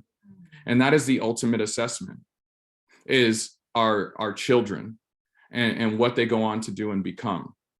And I just want to end with this quote here from the substitute that is currently in Mr. Chu's class because he's been placed on leave by the district. I learned from rumors passed by youth and admin that the 8th grade social studies students were planning amongst themselves to walk out en masse in support of Brian Chu. Sure enough, on April 6th, at the end of first period, they did just that. We have a tendency to dismiss the resiliency and passion of youth. I saw some of the most impressive organizing I've ever seen young people achieve. That's the assessment, right? So Chu knows that he's on the right track because when he was gone, his students missed him and they organized to take action in order to get him back. What better assessment is there of an educator than that? Thank you. Thank you. That was so powerful. Yes, that So,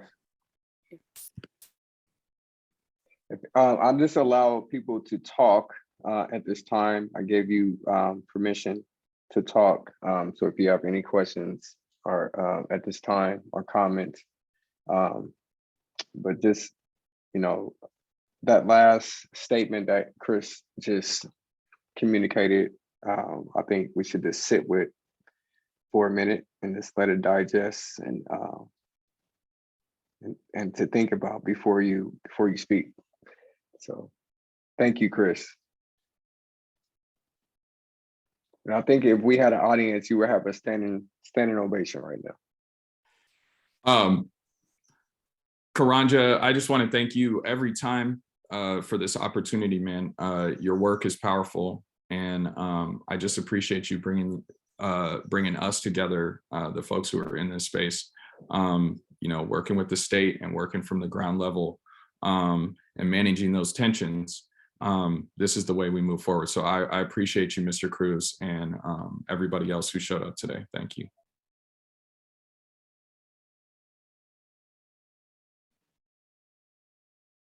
Thank you. Anybody would like to speak?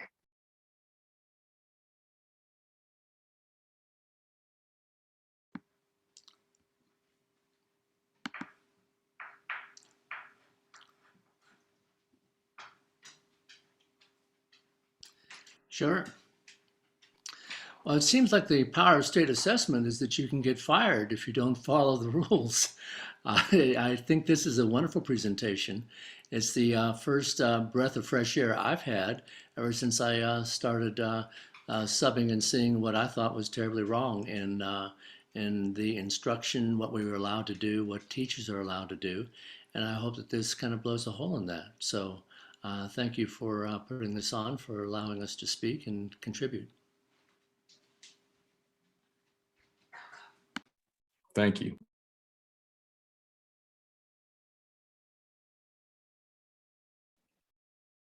Greg, I see your hand up. You can speak. I just did. that was me. Oh, sorry. No, that's fine. Larry. Yes, thanks. Larry Lewin here in Eugene, along with the previous speaker, Greg. We're members of the Oregon Public Education Network, OPEN, OPEN.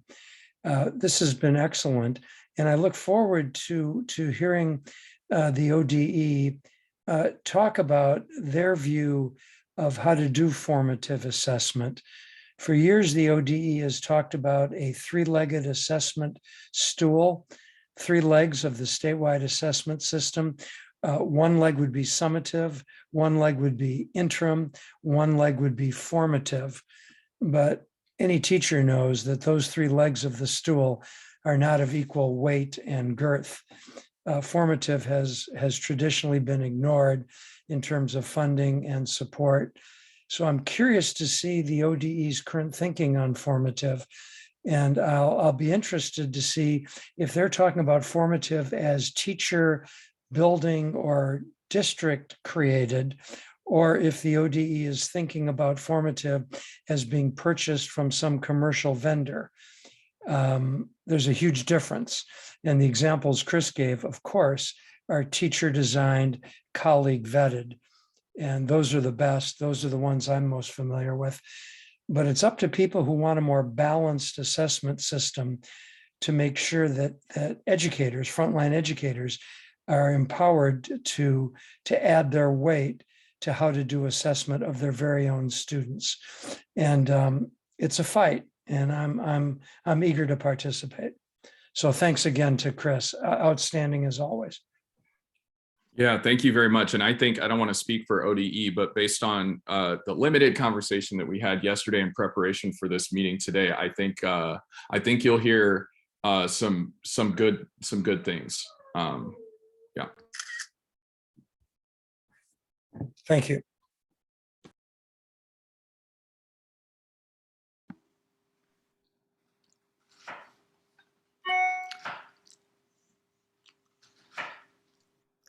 Okay, just jump in. Sure. Yeah, you can just jump in. All right, thanks. This is David Skolton from Portland Association of Teachers. So I'm wondering, because at one point in the presentation, what I thought was really powerful when you were talking about, Chris, was like the shifting of the outcomes, like setting new outcomes that are going to drive, that drive everything, right? And so I'm wondering, like, since education is connected to all these other systems of oppression that we have in our society, how do we shift the outcomes? Do we need how the way that education is connected to the economy, for example, and the fact that education does provide the service of further stratifying our society. How do we set a different outcome when we know that the bigger systems are not going to allow that? So that's one thing I'm thinking about. And the other thing I'm thinking about is, like, because we're talking all about student assessment here, but like assessment of educators, assessment of principals, assessment of superintendents. When we go to shift our outcomes, that's going to shift too. And so those are the kind of two pieces I'm thinking about. I'd love to hear your thoughts on. Yeah, wow. So my first thought, and this occurred to me before, but I don't have all day. There's a theory of an evolutionary theory that I actually encountered, and I want to tell you guys, like, I was just talking to my father yesterday, and he taught me how to read when I was 4, and a lot of what I learned was not in school. Most of what sticks with me and guides me as an educator and a thinker did not come from my formal education. It came outside of it. And I was just thinking about that. But there's this book by a guy named Stephen Jay Gould called The Mismeasure of Man. And that same guy, it's a great book on standardized testing. It's older. I believe it was produced in the 80s or 90s, but he was actually a paleoanthropologist and ended up writing this book from that perspective, if you believe it. And but he actually also created the concept called punctuated equilibrium, which actually threw the field of evolution into a state of chaos, because what Darwin had said was that evolution happens by gradualism, that things gradually shift and change over long periods of time as animals and living things adapt to the conditions of their environment. But what Stephen Jay Gould found out from looking at the geologic record is that that's not the case. Is that what happens is you have these long periods of an equilibrium where things are pretty much status quo and there are minor adaptations, but then you have these states of equilibrium that are punctuated by these radical shifts that alter the atmosphere and alter the environment. And then you have those creatures that survive and adapt and those that do not. And I want to argue that incrementalism is an enemy of the work that we have to do, and that I believe that change doesn't necessarily happen gradually over long periods of time, but that there are conditions that cause a crisis, if you will, that require radical changes in order for systems to survive and adapt. And so I think that's instructive in terms of how we push for new outcomes. I don't think that we should be waiting and asking and slowly making changes around the edges. I believe what we need is a radical and more immediate push to make big changes quickly. And that's me coming from my perspective at the bottom of this educational pyramid, and not the one who's responsible to design and administer these assessments at the state level. Does that answer your question, David?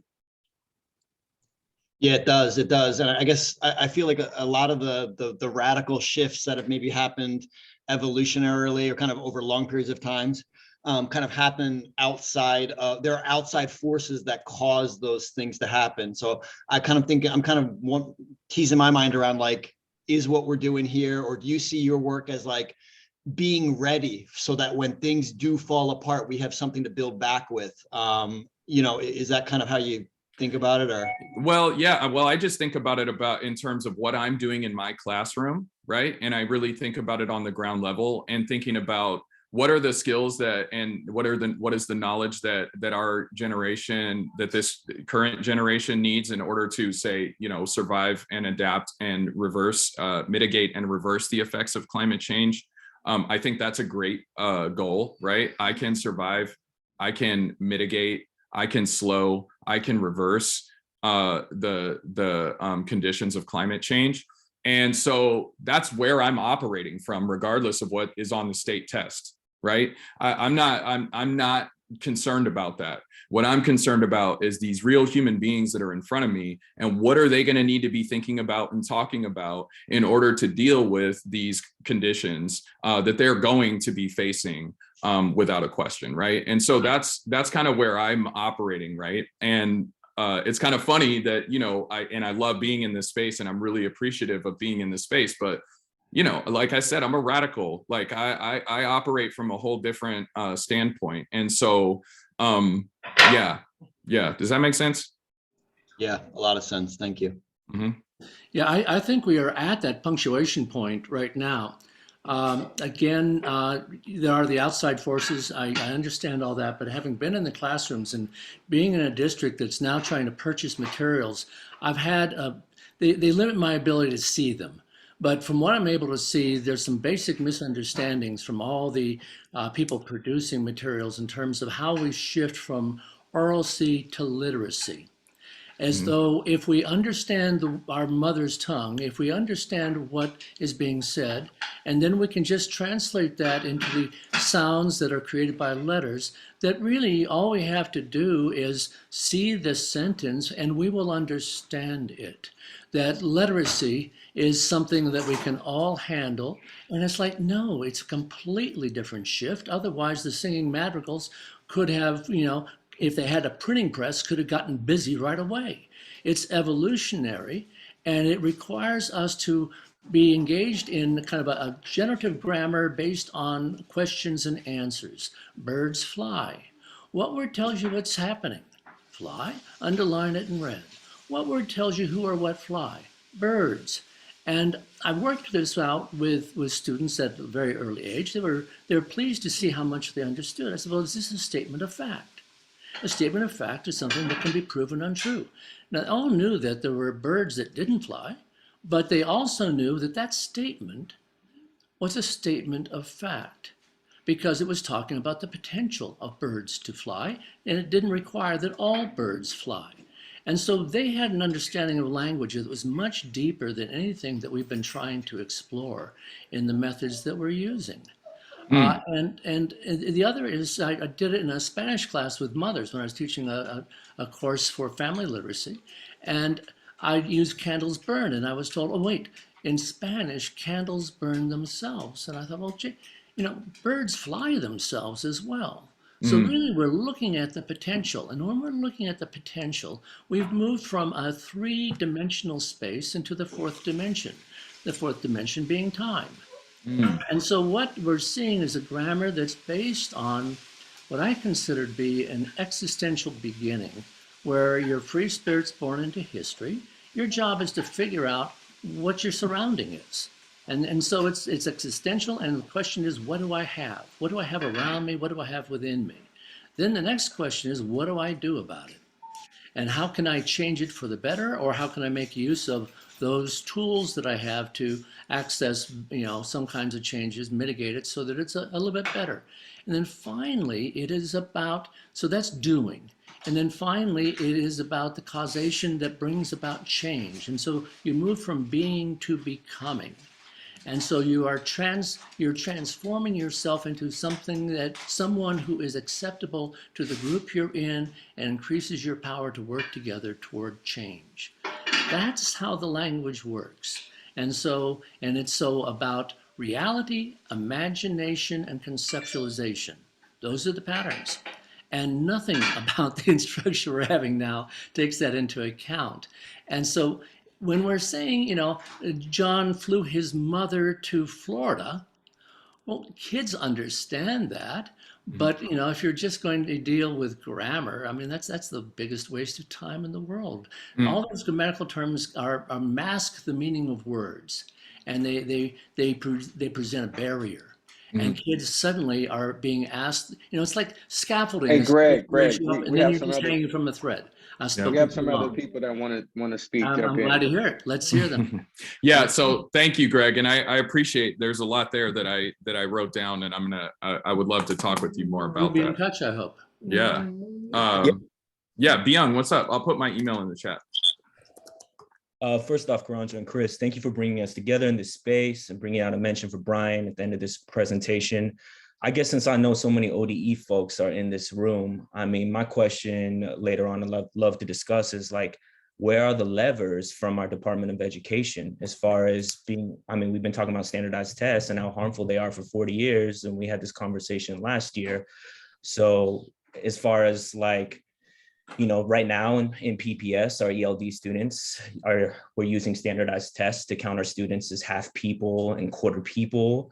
And when we talk about assessments, just as David mentioned earlier on, where are our assessments for the accountability for our district? Like as communities, why aren't we able to have the levers to assess, you know, how harmful these standardized tests are and how we can assess our superintendents, district leadership, and we have this constant cycle going on right now. Hey, Byung, you mind if I jump in on that too? This is Brian True, by the way. Yeah. Yeah. So, and it's tied into it too. You know, like the other day at the board meeting was interesting because I started listening to the board members discuss measurements and of growth and proficiency, and they're starting to use this crazy language, right? And I'm listening to it because, you know, when we talk about growth, we're talking about what teachers see in a classroom with a student, right? And sometimes, like even within, like sometimes that growth doesn't happen until maybe like 2 years after they leave your class, right? And so they're talking about the MAP test and how that measures growth, and they're talking about the SBAC, which is now the OSAS, which measures proficiency. And it just occurred to me that they're sitting there having this conversation. They're trying to figure out one of the measures, right? Whether it's growth or proficiency, that's going to dictate whether or not the superintendent would get a 3% increase, therefore getting a bonus. And what I realized is they're sitting here talking about numbers, but none of it applies to people, like in places or buildings, right? It doesn't apply to teachers or students or to schools. It applies only so you can have a conversation about whether something went up or down and how much money someone's going to get paid, right? And so then even throughout that conversation, then Amy Constant mentioned like, well, you know what, like, and I think the conversation y'all are having is different. I'm more concerned about strategies. And when I heard that as a teacher, I'm like, okay, but I'm like, so you can just give a person a strategy and all of a sudden they're going to become like a great teacher? Because there's a lot of strategies out there. I mean, you can Google strategies. So there's something a little bit more complex going on here. But I do think like the measure for like these assessments for let's say this PPS or the superintendent, like their measure is the measure that is the standardized testing, is us administering it, and it's the number that they receive in the end and which one they choose. Are we measuring this? It doesn't matter growth or proficiency. A number has to be shown that it went up or down, right? And then the amount of money that goes to a person, right? But if you're talking about teaching, because we're all well, I'm assuming we're all like there's a lot of teachers in here, but for a teacher, when we talk about assessments, right? I mean, it's funny that we even use that language, as I said before in the chat, but, you know, is a kid, like, how's this kid doing? How do I know that this kid knows? So I was gonna go back to the idea that, you know, it's complex, you know, and I'm gonna go back to the thing I dropped earlier about Titus Kaffir and the art piece, right? Like what's like, why would you compare a Titus Kaffir piece to, let's say, a Basquiat or to just like some kid that's tagged on a train, right? Like, it's all art, right? It's all different forms of expression. Like, you can't even put a measurement on that. So to all of a sudden kind of use this myopic like measurement of like, okay, this person, can they read a page in less than a minute? That doesn't tell me anything, right? Yeah. You're reminding. One thing I was reading just that was quoted by Asa Hilliard in one of his articles was a physicist who said, when you try to take a three-dimensional situation and put it in an ordered line, you're losing. It becomes meaningless. And further, you're trying to count things. that maybe you can't, he said, adding, right? And then you add up all the numbers and then you divide it by the number of numbers that you got, and that's your outcome. But he said, what are we adding? When we're adding the ELD student, and here I'm extrapolating from that, when we're adding up the score of the ELD student on SBAC with the score of the, the US born upper middle class student, we're not actually adding the same two things. And so there's a fundamental question about whether or not those two things can even be added to be averaged, right? It's apples and oranges. Well, it would be like even this, like we're gonna all leave this call in a little bit. Or sorry, we're gonna take a break in a second. But how would you like, we obviously spent like some time here together. Like, do we need to quantify this experience that we just had? And if so, how would you quantify it? And it's the same thing that like in the classroom, right? Like just because, like if a kid turns in nothing, right? Doesn't mean they don't understand something. If a kid's not speaking, doesn't in a classroom, doesn't mean they don't. So why is there a need to quantify something, right? Like, and that's kind of my thing. And so I'm going to go back to, once again, the conversations at the board. Like that has nothing to do with teaching or learning or students or teachers, right? And so when we talk about alternative assessments, for me, like that's for me in a classroom, not to present to a school board member to show that they made an increase somehow. Because by the way, if everybody opted out, right? I guess I'm going to ask this question. If every single person in the school district opted out of MAPS and SBAC, how do we then show growth or proficiency so that the superintendent would get an increase or a decrease and get paid? And here's a video right here of that, of what you're referring to. I'm going to show real quick. Can everybody hear? No. Okay, hold on. You might have to stop and reshare to make sure audio is checked. That's always my problem.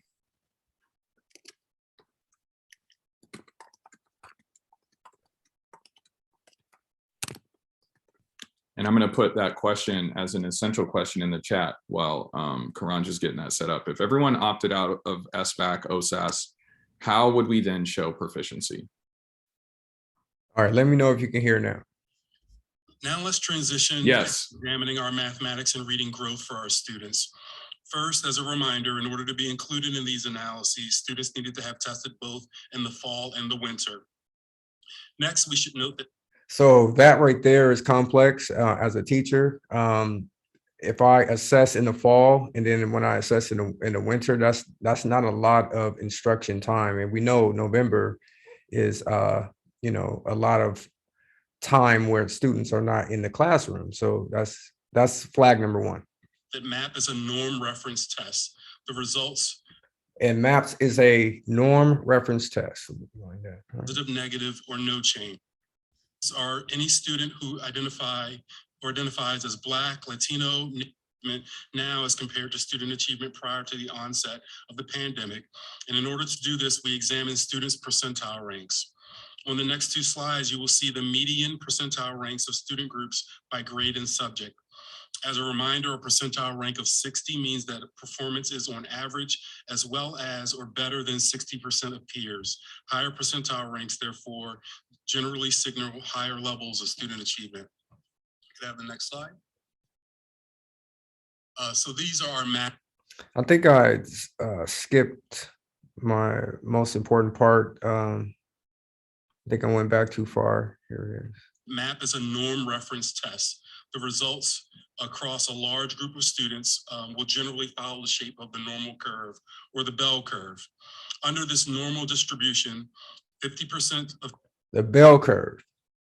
Students could be expected to meet or exceed their growth expectations, while 50% of students would typically not be expected to meet those expectations.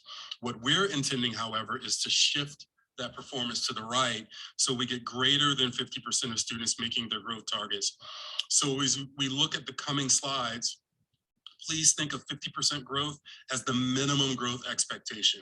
Growth results higher than 50% are very good, and pushing growth to 60% or more.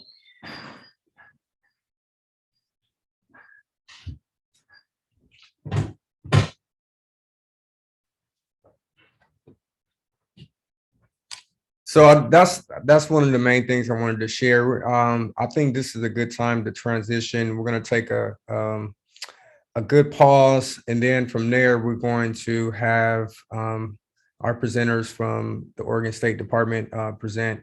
So I'm gonna transition at this time, and we're gonna take a break. This is a 2-minute break, and at exactly at 12:15, we're going to jump back in with our first presentation with the Oregon Department of Education. Thank you. Thank you.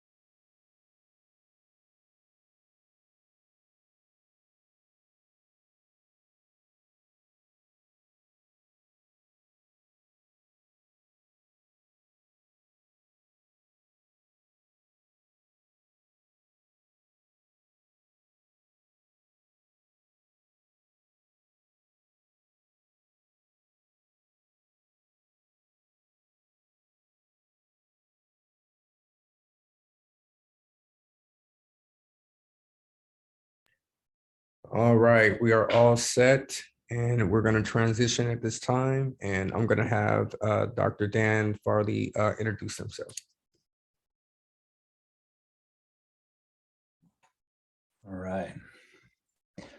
Good afternoon, everyone. Wonderful to be here with you. Super important conversation, and it's great to hear Chris speak again. The one thing that I want to emphasize as we start to wade into this conversation is that there are certainly a lot of different truths that are being shared in this conversation. There are a lot of tensions in the system, and we are going to try to show up and remain curious. There are some areas where I think I can share some clarity around assessment design in particular that might help us make more sense of formative, interim, summative test designs and limitations and advantages therein. But of course, I don't want any of the conversation that we share today to just be about semantics either. I really want it to be about meaning and how it lands in this community. So just approaching it, I don't ever even like hearing myself referenced as Dr. Dan Farley. Thanks, Karanja, for that. Anyhow, but I show up with you all as a learner today, and I'll try to share what I currently know, what I'm learning, and most importantly, hear how it's landing with you. There was a lot of perspective around classroom assessment practices and how we can be really innovative in those spaces and honor student identity and student agency. And we are certainly trying to press the edges of all of those practices with the Oregon statewide assessment system. And as was named and mentioned, we do exist in a system. We exist within the parameters of federal and state regulations and statutes. And we take it as a responsibility to continue to press on those with the vehicles that we have, the levers that we have. So as we go through the presentation today, a lot of it is going to kind of focus on words, and I want to make sure that we get kind of like past the words and then make sure we understand the concepts. There's another kind of critical theme that I want to name before I get rolling too deeply in the content, and that is that I really appreciate the need and the desire as a classroom teacher myself to want to give students opportunities to choose how they demonstrate what they know and can do. It's an aspect of student agency that's important. I also want to make sure that it's a shared value that we want students to be able to transfer that knowledge and generalize that knowledge, so they're not beholden to the way that they're being asked to show up or demonstrate what they know and can do, that they can recognize a concept no matter how it's presented. So I want to at least stay curious about that really important idea, which is how do we build skills and understandings in our students that allow them to enter a really complex world. Chris spoke really eloquently, as always, to the world that they are facing right now. I don't think we would claim, right, that their English language arts summative scores are likely the most important things in their lives right now. Climate change is pressing. Our American political situation is also complicated and differentially impactful. And we've certainly, we are moving into, an inflection point. I do feel like there's some serious social change that has been needed for a long time, and hopefully we can be part of that and learn from you as we go through the process. All right, it's great to be here with you. I am gonna walk you through some slides to try to have some structure to the conversation, but we will be absolutely paying attention to the chat. Maybe not the one who's presenting, but I'm joined today by Andy Byerly, who is our math assessment specialist, and Tony Bertrand, who is our English language arts assessment specialist. And we're going to try to work as a team and make sure that we're responsive. I certainly won't say that we'll be able to answer all your questions. And I know that there will be differences of opinion as part of this conversation. I think my job as a public servant is to let you know what we're doing, let you know how we're doing it, let you know why we're doing it, and listen to you about how it lands and then how we can make it better so that none of our students feel disenfranchised by this experience.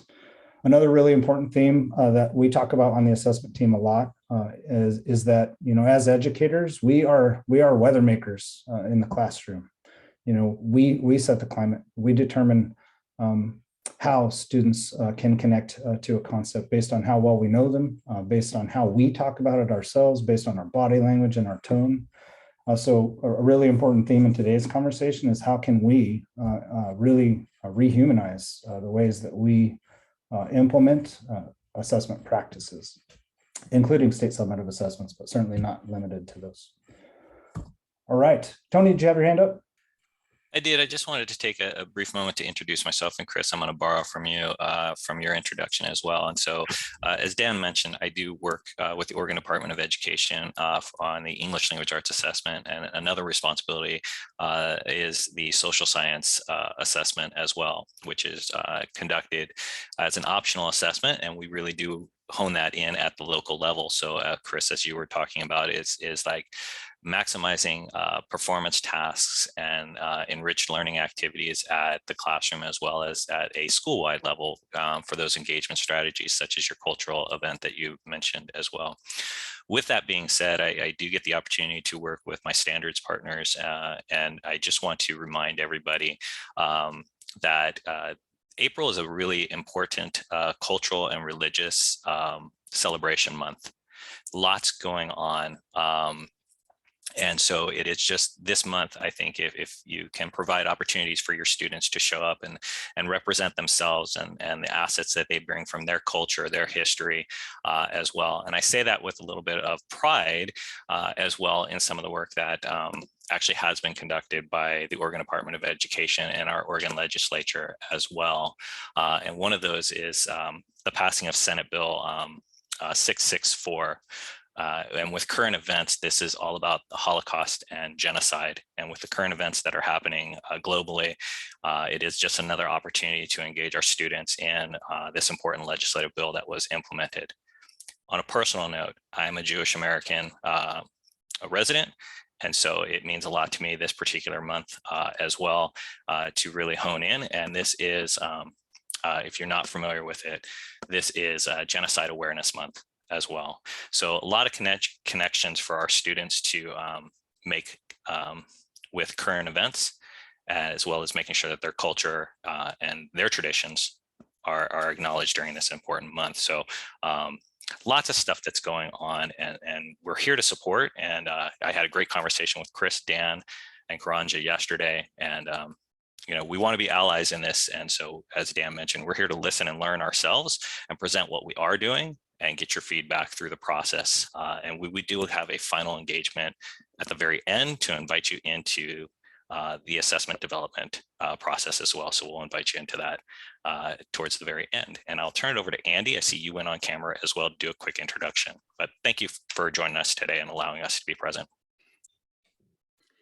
Yeah, good afternoon, everyone. I just want to thank you for the opportunity to join. My name is Andy Byerly. I do serve on the assessment team and as a math specialist at the Oregon Department of Education. And I just, I joined the conversation just a little bit after noon. And as I was listening to the end of the last session, I got really excited because I feel like the conversations that are happening here are 100% centered on students.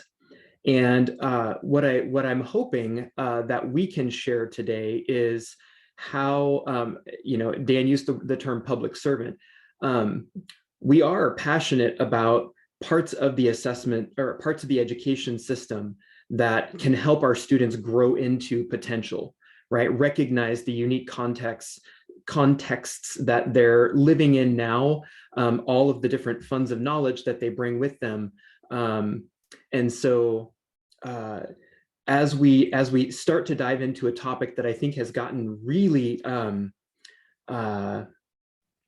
don't know, just almost, I'm watching folks kind of drop off the call here. I think they might just be being muted and put in as webinar participants, Andy, rather than co-hosts. Oh, I see. Okay.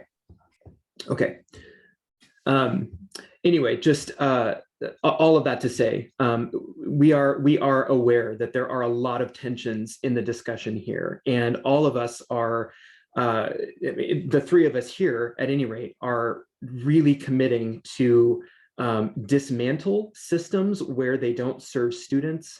We're leaning into a lot of the tensions that exist in policy, and trying to highlight practices that can help center students. So again, just with all of that, thank you for the welcome. Thanks, Andy. Thanks, Tony. All right. I think that's a really good and important way to begin with, humanity and not with words on a slide.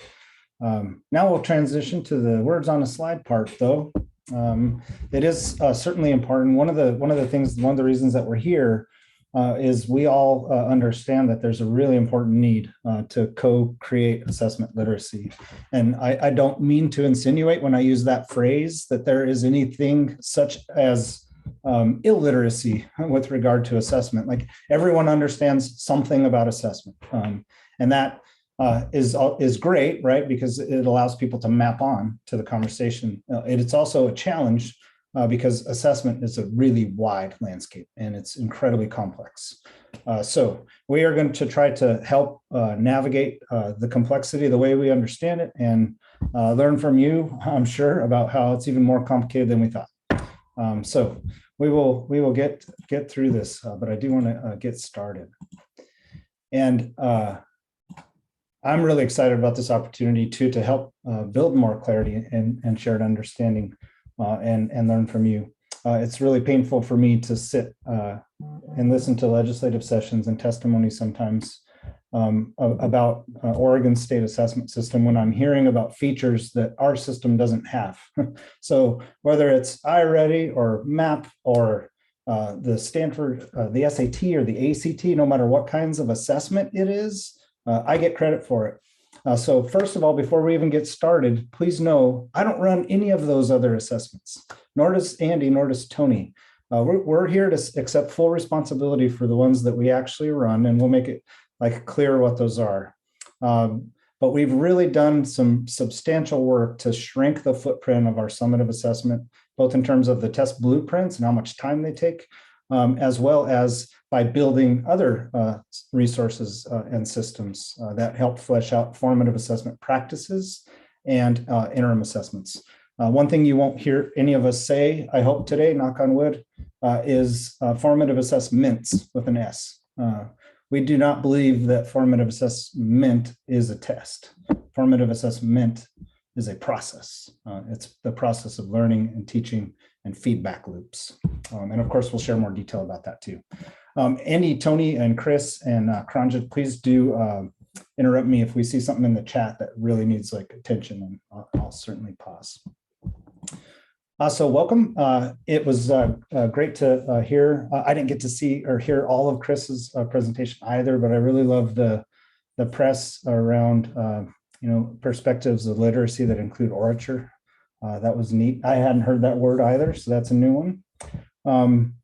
And I forgot the first word with the bird reaching back to the egg and how we have to be connected to our history. But I do remember Ubuntu, and we talk about Ubuntu on our team a lot. Learning happens, we create meaning together.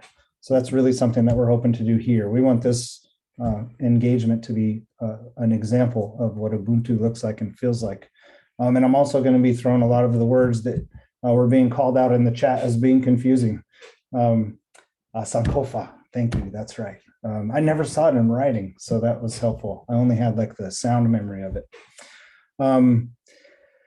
We're going to be letting you know what we're doing, as I mentioned, showing you some of the resources, and then finally kind of diving into how educators can leverage those resources. One thing that we are committed to is maintaining a stance that teachers are professionals. So the resources that we are sharing with you today are exemplars. So we provide models for teachers to use. We provide resources for teachers to use, but the ideal use cases that we will talk about are those that are selected by teachers based on how well they understand students and how well they understand where the students are in their learning and in their curriculum and scope and sequence.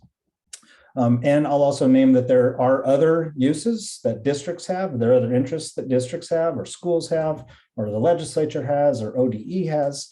And so there are a lot of different kind of ways that different users plug into the system because they need and they want different kinds of information. So the test design conversation and using the right assessment for the right purpose is going to be a really critical part of today's conversation. So roadmap to get us kind of going on that conversation. We're going to talk about ways that we can rehumanize assessment practices. And we'll harken back to kind of making sure that we have a shared understanding of what assessment is as part of that conversation. I am going to show, and Andy and Tony will join me in kind of leading conversations around formative practices, interim assessments, and summative assessments. We'll also speak to the confusion about, like, it's not just the test design, but it's also how the data are used. That is important in those conversations. And some, like the interim assessment, can be an assessment of learning. It can be an assessment for learning. It can be an assessment as learning. It can be all three. So that can be confusing for practitioners. And I will try to help provide some clarity about the design that goes behind those three different kinds of assessment approaches. And that's really where they differ. Test uses and uses of data is really where most of the biases in our system show up, particularly with regard to how we talk about test results, how we present them, and how students feel about how we talk about them. So I want to get deeper into that conversation for sure. Lots of resources that we'll share with you. And then most importantly, I think at the second session, we'll transition into like really showing classroom applications of these. And again, these are our framings of these practices. And we understand that educators have their own practices in place as well, and that it can sometimes feel and be invasive. So just awareness of that. Again, I feel my obligation is to describe what we're doing so that I can hear push back, push sideways, push forward from you all. So before we get started, Chris and Karanja and Tony and I had a deep conversation, just full acknowledgement and awareness that none of us have this figured out. We're all also trapped in time. We're all trapped in history. We inherited a history that we didn't necessarily design. And we don't even like in a lot of cases, nor do we want it. But here we are, and we have to make the most of it. So one thing that we typically do know is the answers are in the room as long as we can listen and connect. So if you could, in the chat, type in some answers around, what is assessment? What is the difference between an assessment of learning, assessment for learning, or assessment as learning? And then why is assessment necessary? And I'm gonna give some Zoom wait time for that to happen as well. And co-hosts and hosts, please feel free to give voice to your responses as well if you like to.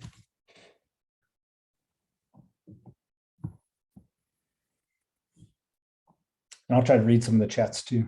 So Greg is naming that agency is a key that opens the door to learning. Yeah.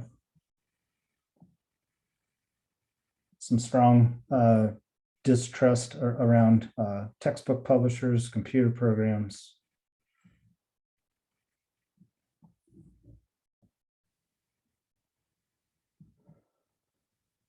Teaching to the test. Yeah. Yeah, so Chris's point he shared earlier, like assessment of learning means like we already have everything that we want you to know figured out. How well can you speak that back to us? Appreciate that. Yeah, and I'm going to jump back in, and I think Chris, you noticed this. Some of the responses are going direct to the presenter, and some are going to the whole group. So just a reminder, I think Chris also acknowledged this, that if you could double check your chat settings to make sure it's going out to everyone, if you're feeling comfortable in everybody seeing your response, make sure you toggle that versus everyone and host and panelist as well. So thank you. Thanks, Tony. And Leanne's naming that it's like measurement of what students know. And it's important because teachers can help figure out like how to guide students on their next learning steps in their journey of understanding. Can also be demonstration. Christine is naming that an assessment for learning is used by the teacher to inform future instruction. That's great. So, you know, as Chris also spoke to, all assessments really are in service of learning. And some of the concerns that were shared around the standards to which our assessments are aligned is certainly part of this conversation. So the assessments that we have in place in Oregon State Assessment System are designed to be and have to be aligned to the standards that our state board has adopted. Getting involved in the process of standards revision and development is certainly one way that I would encourage anyone on the call to get involved in. It's a space where you can leverage that conversation and make sure that the standards that result from the end of that process really do represent a we and not just a dominant culture perspective.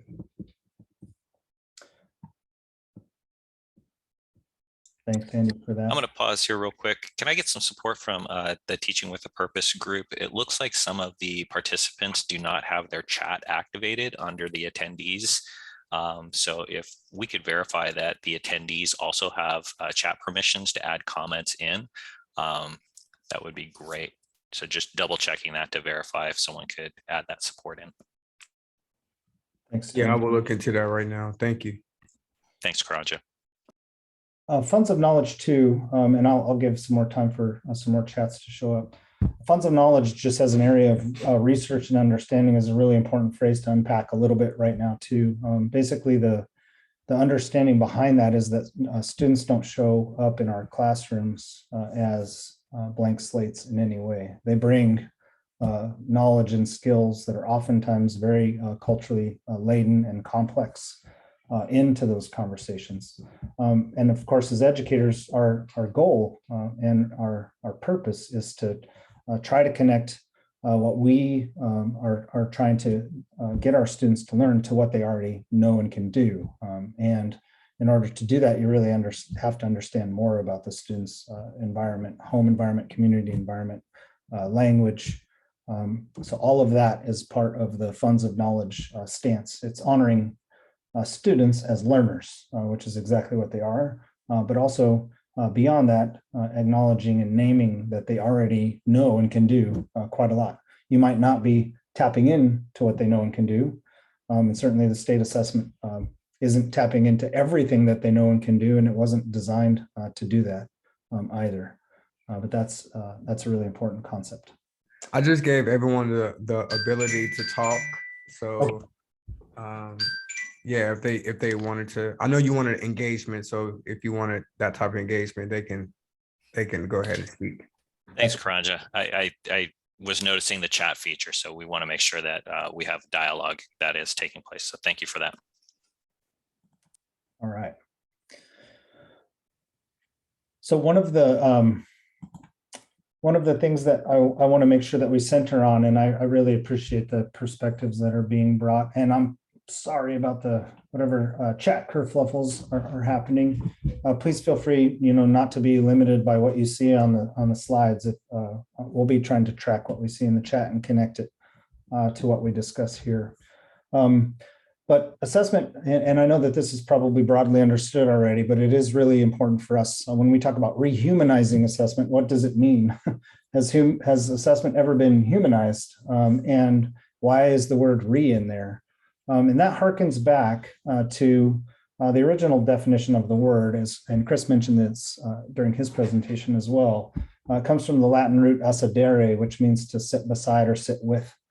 And the image that conveys is, of a pupil and a mentor sitting next to each other, having a conversation about what the student knows right now, what they're curious about, and then what their next learning goals might be. And that's really the image that we use to orient our internal teamwork and our own personal learning as well, and the way that we try to show up for each other. And that's what I mean when I talk about rehumanizing assessment. We need to get back to leveraging that dynamic where it's an educator and a pupil sitting side by side as co-learners.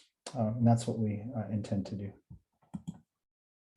So the learning goals that we have for the first session, and some of these will also extend into the second session, we want to make sure that we all consider some examples of ways that we can rehumanize our own assessment practices. We'll hope that you'll be able to explain the role of each type of assessment approach within a balanced assessment system. And of course, not just the definition that we provide to you, but the definition that we start from, and the one that we maybe end up on might be different. We want to make sure that we put you in a position where you can explain what the differences are between assessment types and which kinds of questions they can and cannot answer because of their designs and their practices. And that's going to be a really important part of a related discussion, which is if an assessment design can't answer a question, that means using it to answer that question is a misuse. And part of what we're intentionally trying to unpack and name in the Oregon State Assessment System and beyond is the misuses of assessment data that are occurring. And I'll talk about that as we go through the day today as well. So a couple critical questions, and I feel quite honestly that the earlier conversation addressed these questions already, at least the first one. So that is, in what ways can assessment be harmful and dehumanizing? Again, I think educators can set the weather around these conversations and help students react to any experience, including assessment, in a healthy way that is more humanizing, or in an unhealthy way that might be dehumanizing. But I think the important question, and I think there's a lot of shared understanding around the responses to that first question. I think the bottom question is really like, okay, when we know better, then we have to do better. What are some of the ways that we can do better and rehumanize our practices? So assessment systems, of course, must center around learners and learning. So not curriculum necessarily, not instruction, but the evidence of learning that is being generated by the assessment process.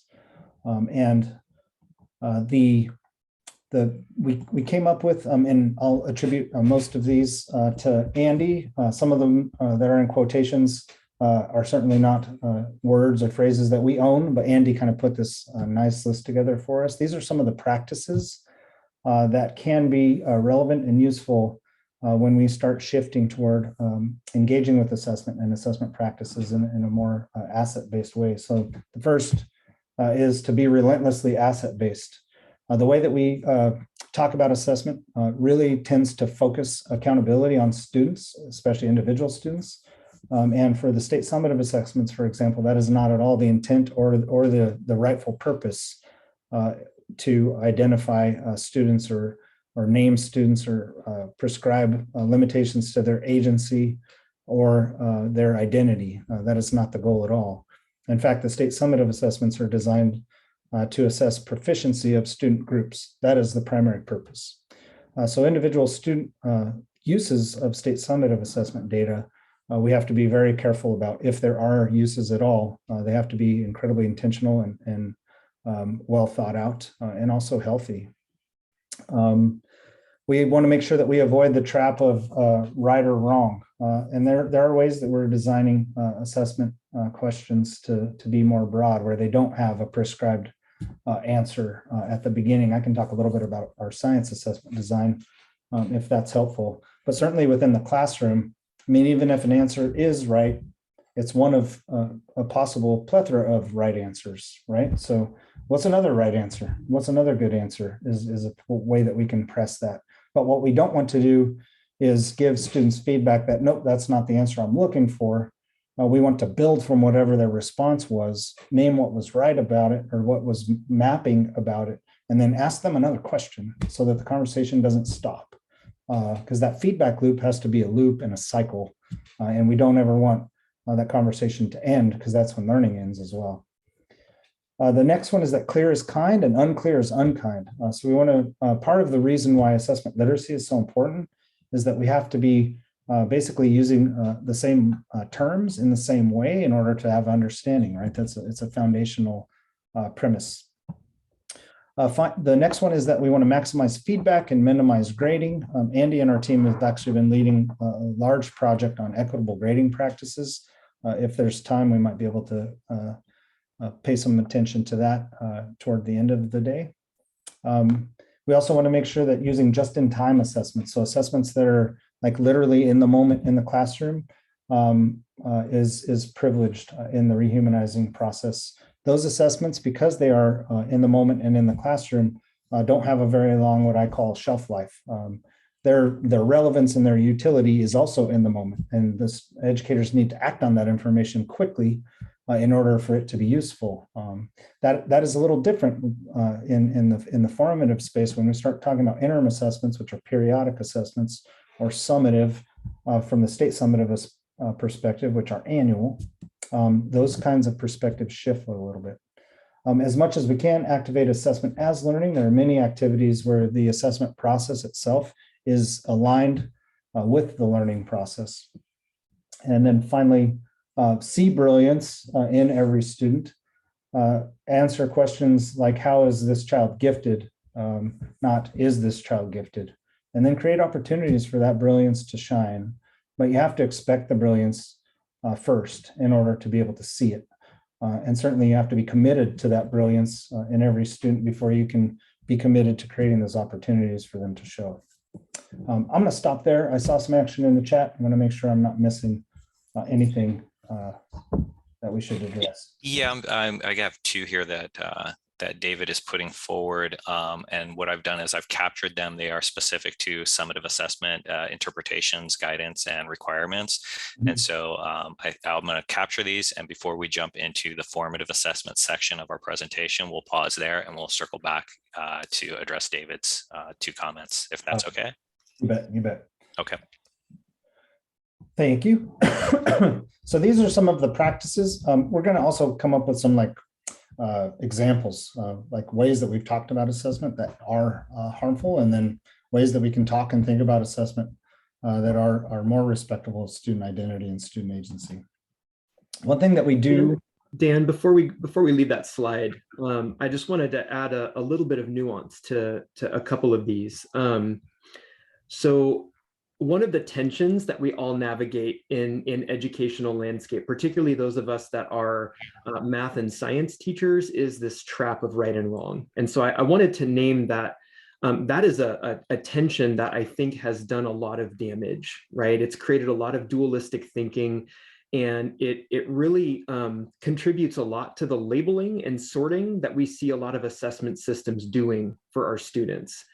And so I really, really, really can't underscore enough that every task that we present in our classrooms, outside of our classrooms, are an opportunity to elicit creative and brilliant student thinking, right? What could our system look like if we approached everything that way, where we expected brilliance and we made sense of that as teachers, right? And then the other point that I wanted to make is on number 6 here, in terms of assessment as learning.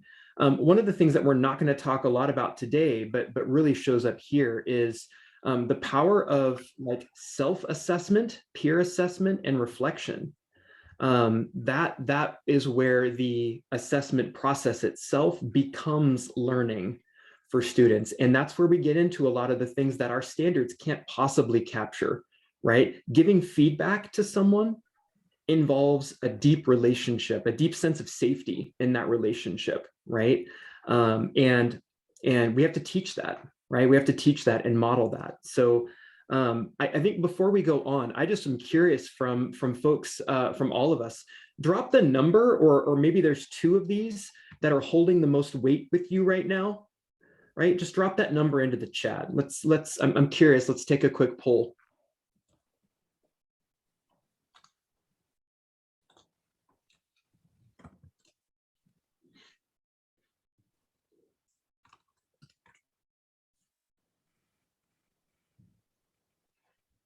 Lots of love for number 7. 2, 3, 4.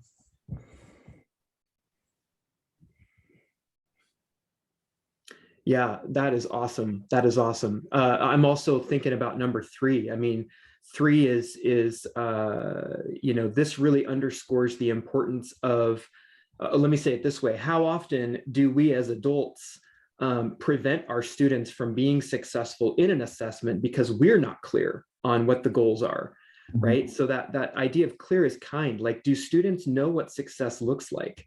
Or even if it's not success, do they know what performance looks like in whatever context that is? So that's where that idea of like really being clear comes into the assessment process as well.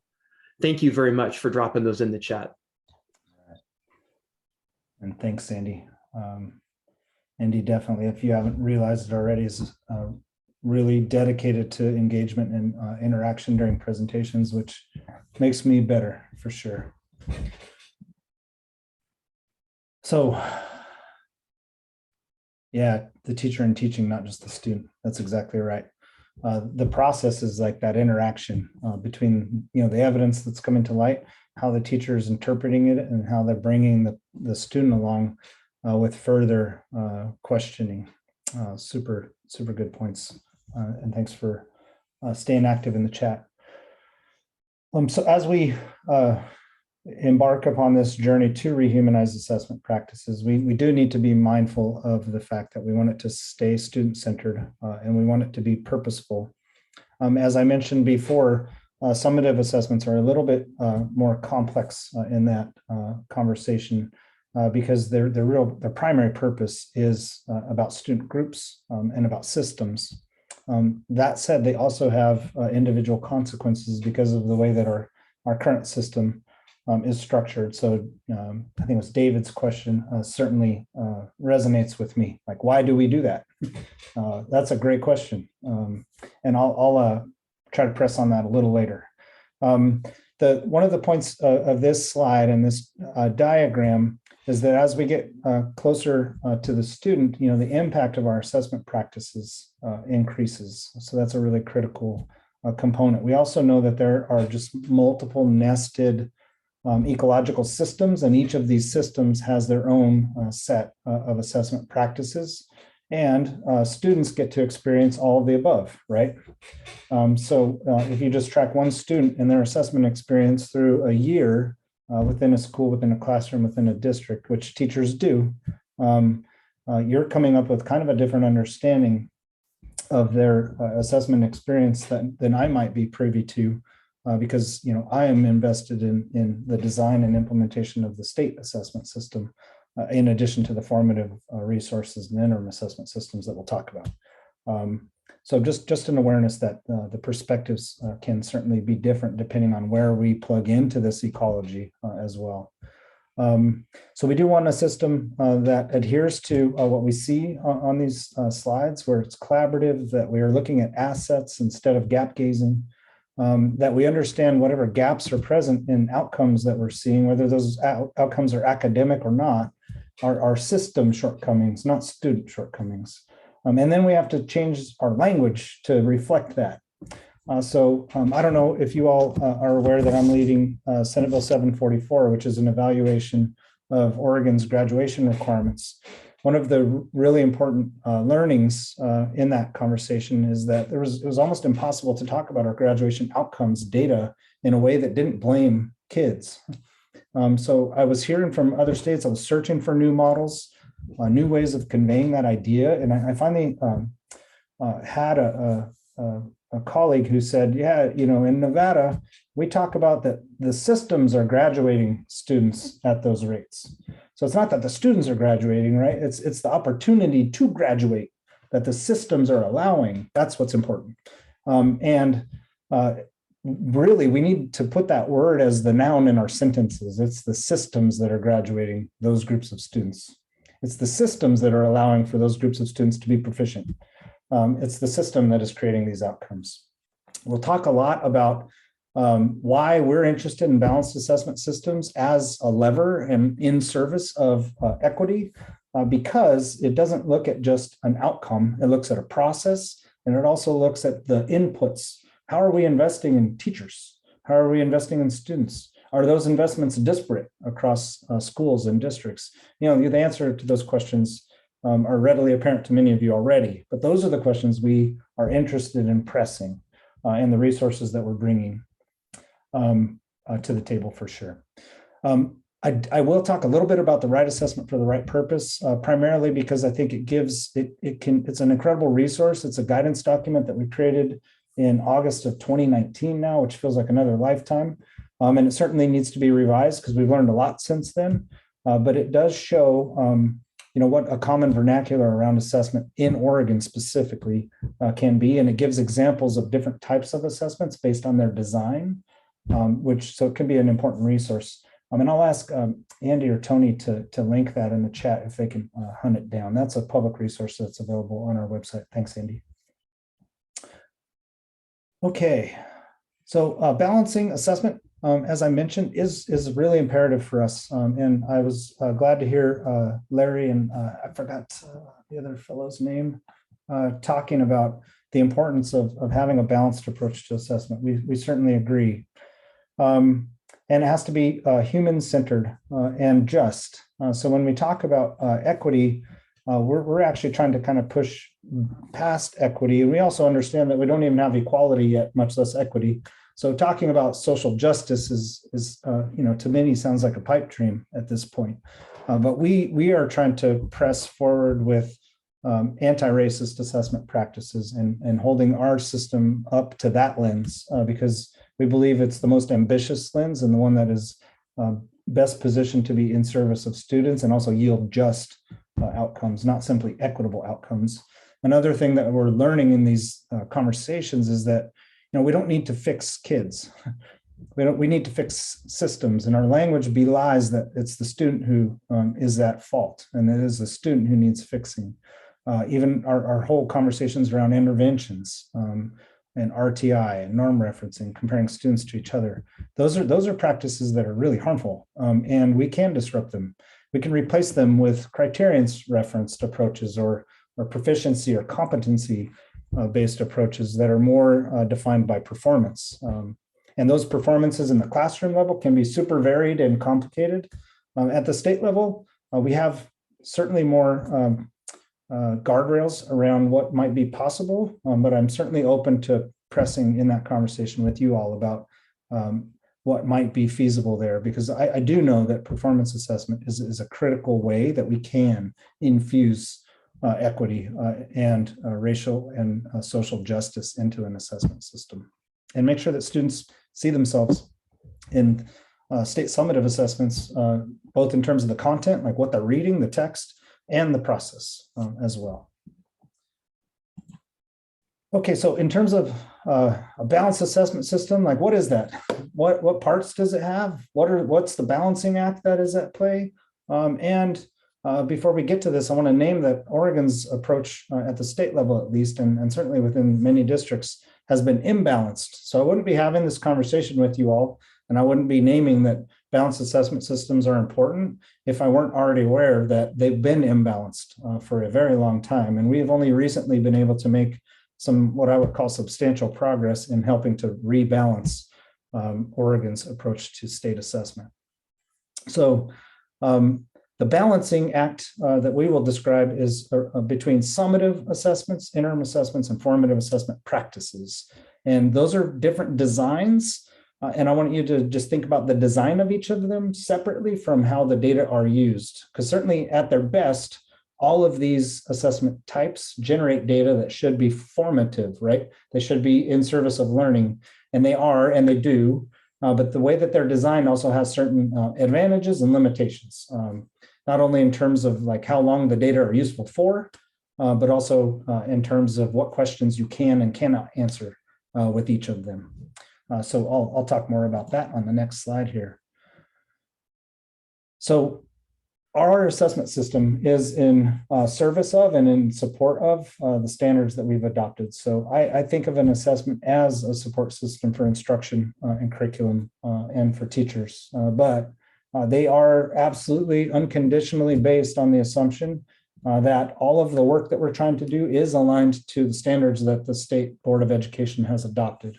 And I think Chris and others, educators in the classrooms, know that not everything that you're doing is fully aligned to the standards. I also heard that there was a strong feeling that the standards development process did not feel inclusive. It felt done to instead of invited alongside. And those are things that we can correct by getting involved. The process is public. And I know that doesn't always mean that, one, you found out about it, or two, that you could come, or three, that you weren't already being asked to do 500,000 other equity initiatives within your school or your district. But we'll name some opportunities toward the end of the second session for educators to get involved in test development, item development specifically. And that also helps build awareness for us and for the participants about how the items come to be, and gives rise to both greater understanding and also more questioning and more press, which is important for us to have. So if you look through the green line in the middle, between the student and the standards are a variety of different assessment practices. I'm going to start on the right-hand side just to explain what summative assessment designs are like and why that positions them to answer certain kinds of questions and then makes them less advantageous at answering other kinds of questions. So the annual summative assessment is obviously what you all have been referring to as the Oregon statewide assessment system. English language arts, math, and science are the three that are federally required. We also have, we make performance assessments in social sciences available as options for districts to use as part of a state requirement. We also have the English language proficiency assessment, which is required in civil rights legislation at the federal level. And students are, of course, assured of having access to English language development services based on how well or how they perform on the ELPA. Historically, we've also had the kindergarten assessment that is currently being redesigned so that it can be more culturally responsive. And so that one is suspended. We also have the assessment of essential skills as a graduation requirement as part of our state assessment landscape that has been suspended. So that's kind of a lot of the stuff that's happening at the state level. As you shift away from the standards, and you can see the ovals start to shrink as you go from right to left.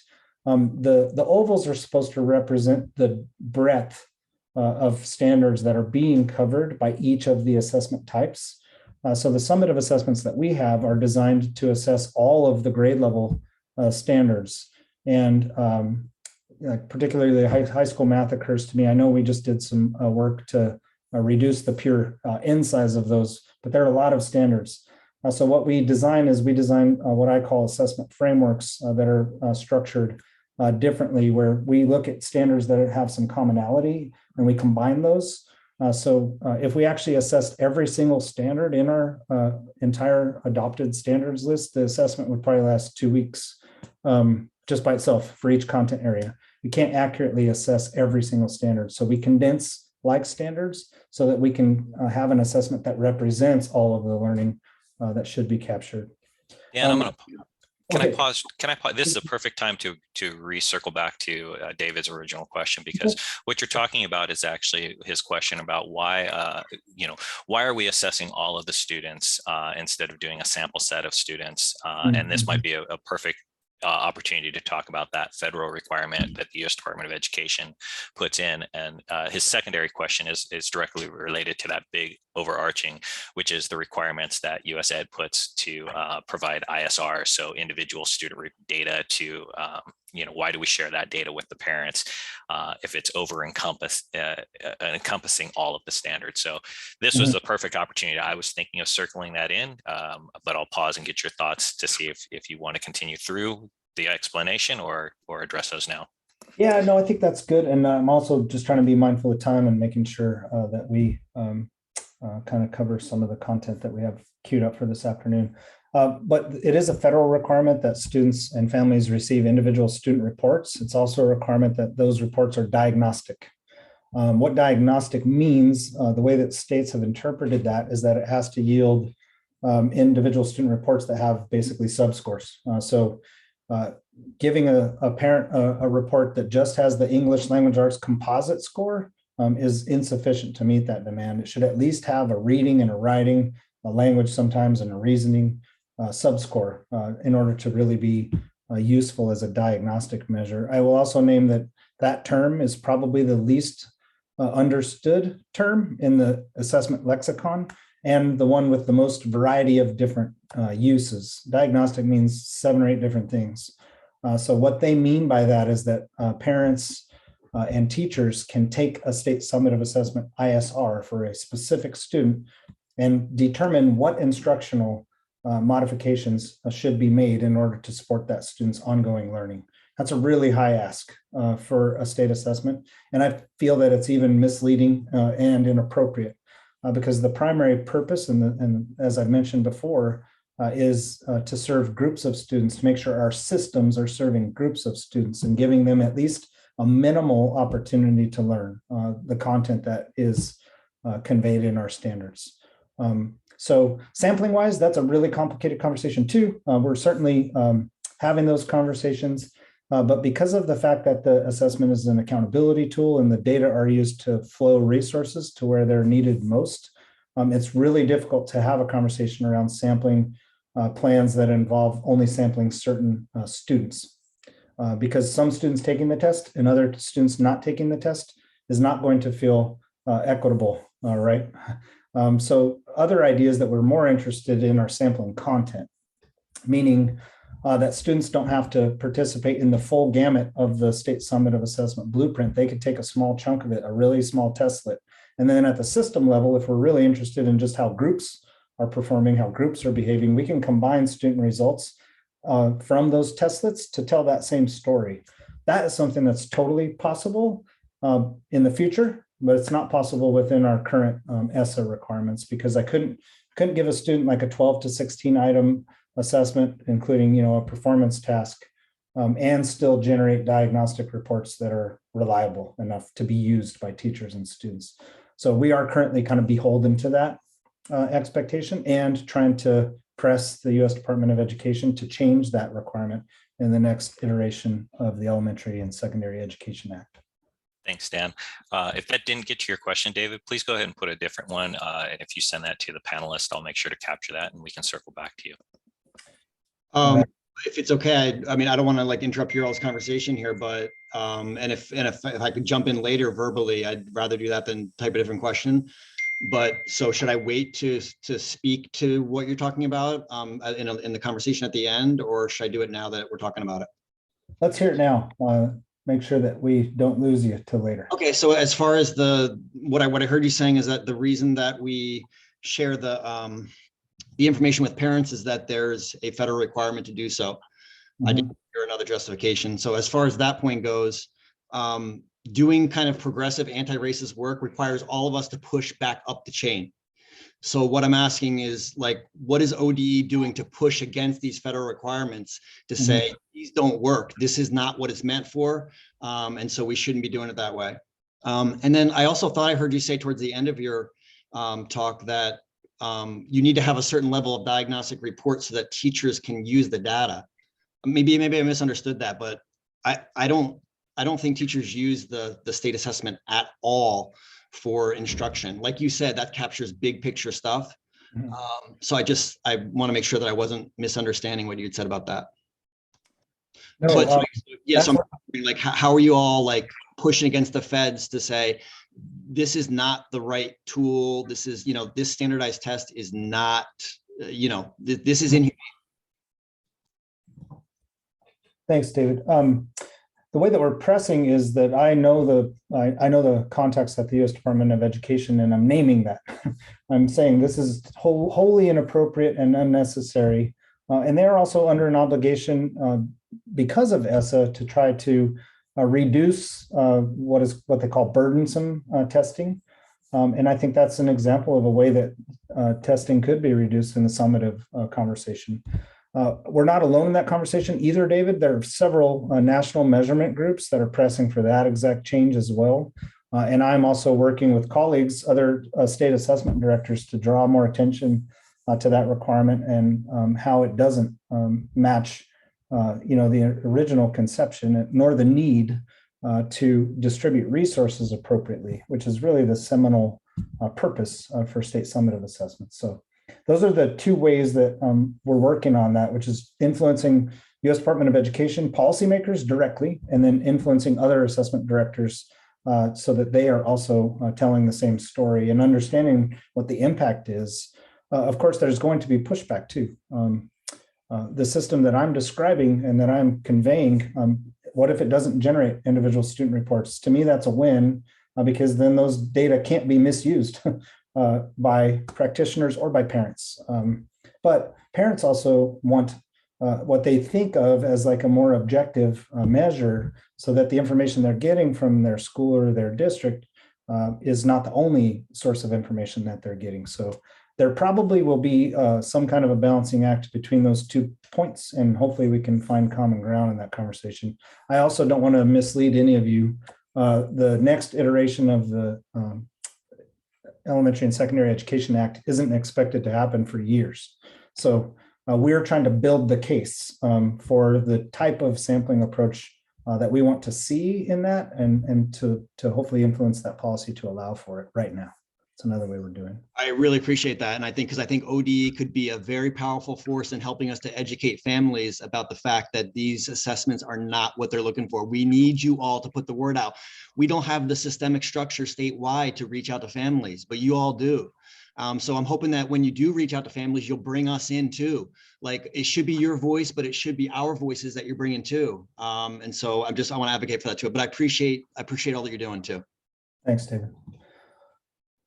All right, so actually, I didn't even really want to talk about summative assessment today, but and I hear often like teachers don't use the data, and I feel responsible for letting you know that our team is doing some amazing work with teachers to show them how to use the data appropriately, and also admitting that the data at the classroom level has some pretty small lift. It's really not the intended design, but there's a whole system of supports and training resources around what we call target reports that gives you information as a school, as a district, and as an educator about where there are topics, concepts that you are not teaching. So it's more about shining a light on where longitudinal patterns of the data that we're collecting show where your curriculum might need some tweaking, or your instruction might be some tweaking, or you have someone who's really strong teaching this concept in your school. Like, go to that person so that they can show other teachers at that grade level how they're doing it, and build on successes, which is yet another strategy that we're trying to do. So oftentimes our assessment results are published as a part of a blame and shame game, and we don't draw attention systematically to where our educators are really moving the dial and meeting the needs of students who are English learners well in mathematics or in English language arts. So we're changing that practice at ODE as well. You'll see a different communication stance coming out this coming fall based on the assessment results, assuming that we get enough to report this year, where we're really going to try to highlight successes and also not undermine the importance of meeting the needs of student groups who the outcomes are showing need a different way of educator support, a different system to support them. So the interim assessment system in the middle is usually based on units or can be quarterly, so periodic assessments of content that was just taught. And the interim assessments give students feedback about what content they just covered. More importantly, they give teachers feedback about how well students learned what they just taught. And our interim system, the way that the use case that we promote is that teachers select. So our system is built on interim assessment blocks and focused assessment blocks that teachers pick and use. So no one tells them what to do with them. No one tells them when to give them. They pick them based on what they're assessing and then how it fits in their curriculum. And that's a really important part of the primary use case that we present. The other thing to mention about our assessment system, and I'm not going to criticize any other assessments that are available to districts, but I will describe ours well, and I think you will see that it's different than what you might be using. Our items are available to all teachers. Our items are available to all students. So within the school context, our items are eminently shareable. Teachers can talk about them. This is for the interim assessment lane now, not the summative, of course. That has a different set of rules because of the accountability context. But at the interim level, teachers and students can literally sit down and say like, oh, you answered this one with this response, but the correct response was that. What were you thinking? And that can be a classroom activity too, where we just talk about patterns across the classroom. Where teachers acknowledge like, oh, I really didn't get at that concept. I need to think of a different way so that you can generalize what you know in this context. So those are the important features. The system also generates reports that automatically sort and sift student responses. So these are the 5 items that students did best on. These are the 5 items where there are growth opportunities that a teacher could focus on. And that feedback is effectively immediately available, with the exception of some of the writing performance tasks that have to be hand scored, at least at present. We're trying to change that so that they are all immediately scored by the system to remove some of the work off teachers' plates for next year. And as you get closer to students, of course, the cycle of assessment is more consistent, more often, going from weekly to daily to literally in the moment.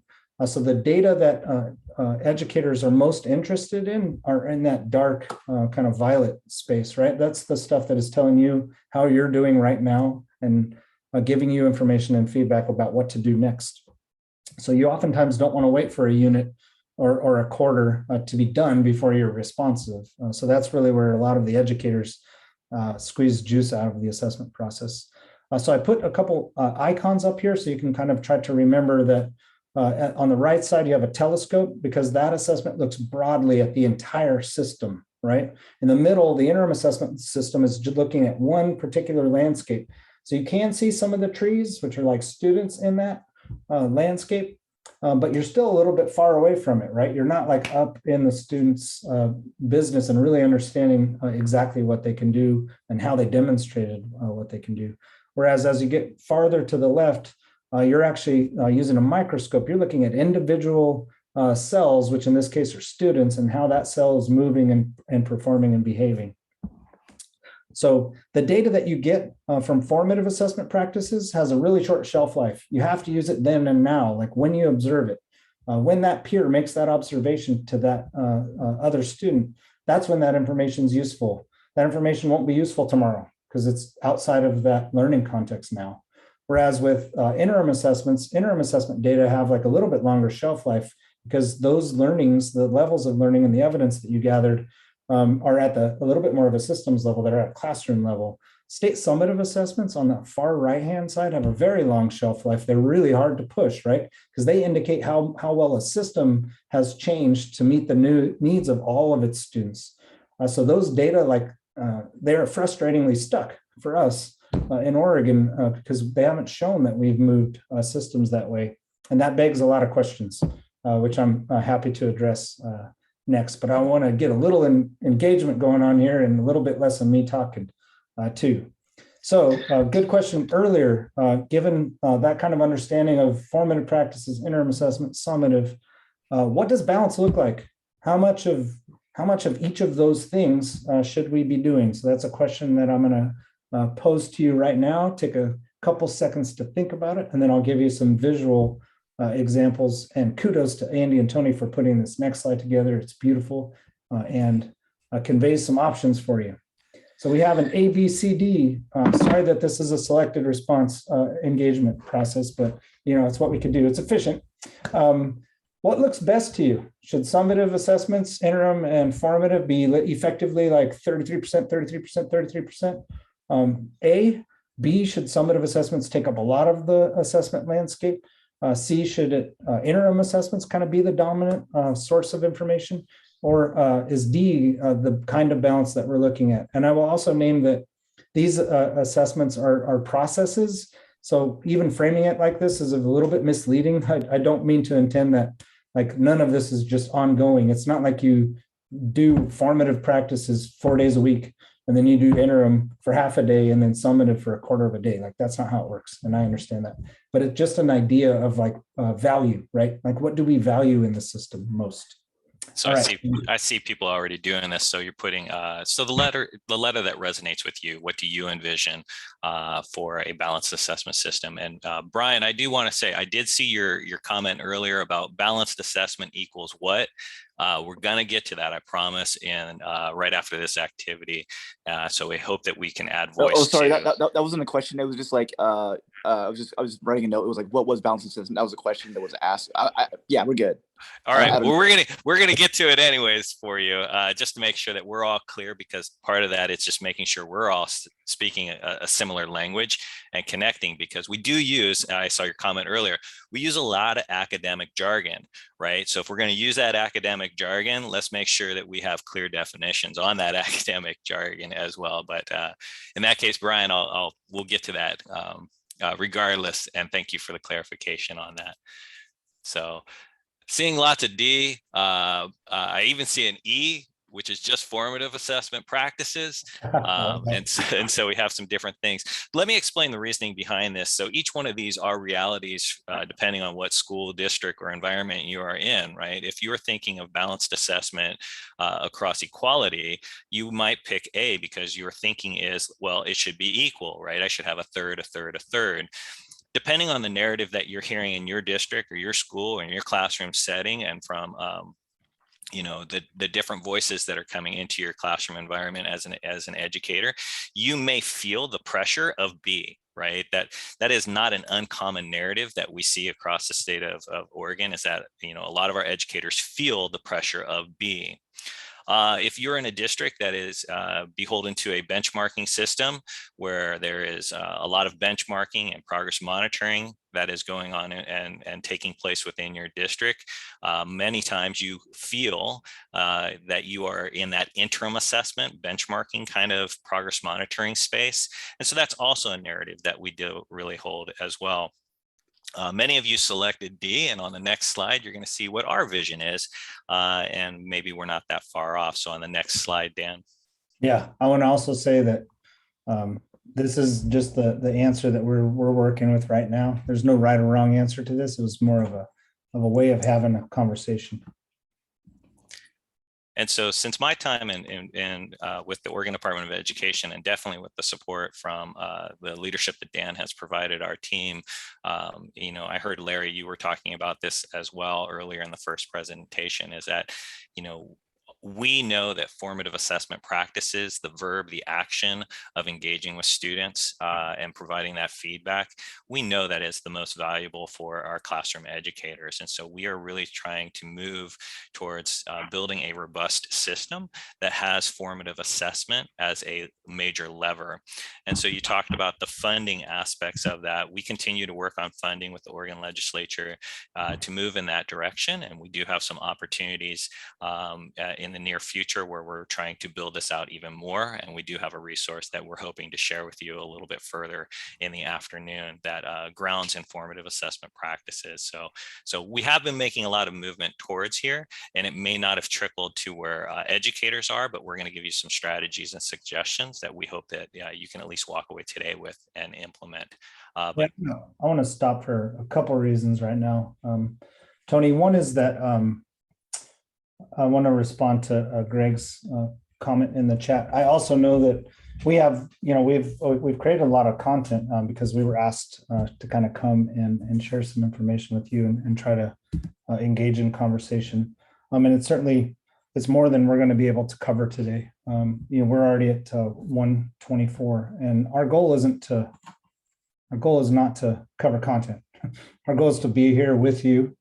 So if the slides are getting in the way of that, and you have more pressing conversations that you want to have with us, let's stop. Let's take stock. And I know that a break was also something that was in the agenda. So Karanja, now could be a good time for a break. And then when we come back, we can answer questions. I don't want to at all make you all feel like we're not trying to be here now. This preparation that we went through, creating for you was supposed to help share information, but let's stop that if it ain't working. That's good. I appreciate that. Maybe we can do a quick assessment and kind of like see what type of audience we actually have, right? So it seems like based off the chat, we already have a lot of people that have that type of knowledge information that you're presenting. So maybe we can scaffold from there, right? It's differentiate and kind of like gauge and see where people are in terms of their knowledge base of literacy practices. And then from there, we can kind of like, scaffold and differentiate. So the ones that already know the information you're presenting, so maybe they're at that higher level thinking, so maybe they're at that action level where, okay, what can we do action-wise on the state level to change these type of systematic practices? And then you may have someone that are still learning this information, some community folks that's, they're activists per se, but they may not be educators, but they're trying to get a better understanding of systematic racism and how it operates. And we're kind of exposing that, giving them that information. And then you may have some classroom teachers who just want information on how to be a better instructor and how to implement better assessment. So let's just do a quick assessment and kind of see who's in the house. And then from there, we can just scaffold up. How do y'all think? What do y'all think about that? That sounds good to me. And I see, Shayna, it looks like right now you're only commenting to the host and panelists, and you might see if you can shift your chat to everyone in that little drop down. And then, yeah, folks could follow once you see Shayna's example. She just put her role as a former high school teacher and a current community member. So if you want to just type your role in the chat and how you're showing up in this space today.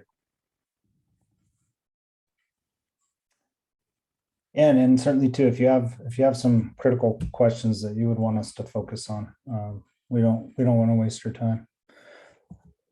Greg, I'll press back a little bit on your comment, not because it's impolite, but because I just created this slide deck literally half an hour before we started here today. You might have seen pieces of it, but you've never seen this exact one. It's custom. It's a custom build, huh, Dan?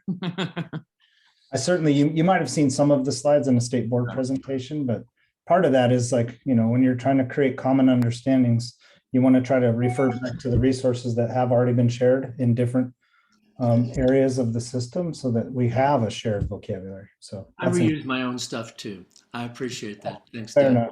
All right. Don't worry about being polite either. All right. So we have just my scan, a lot of teachers, a couple community members.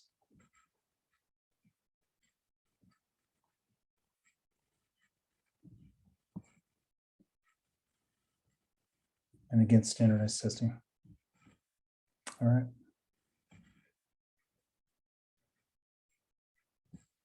Well, the next question then is, given that sample, what's the best way for us to move forward? I think if there's an understanding about like what the concepts are and what the terms mean, and I can just trust you all in your self-assessment there for sure. Is it probably most important then to like shift into like here's some examples of how we're working with classroom teachers to use these resources. So first thing I want to name is that the interim assessment system is available statewide, including what we call tools for teachers, which are formative assessment resources that teachers can adapt, modify, use, not use, they choose.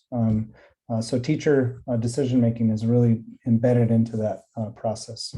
And I heard that question come up earlier. And then formative assessment practices, that's a process and that's good pedagogy. So that is a sustained effort. We have a lot of resources available, but that's a process that teachers get better and better at over time, right?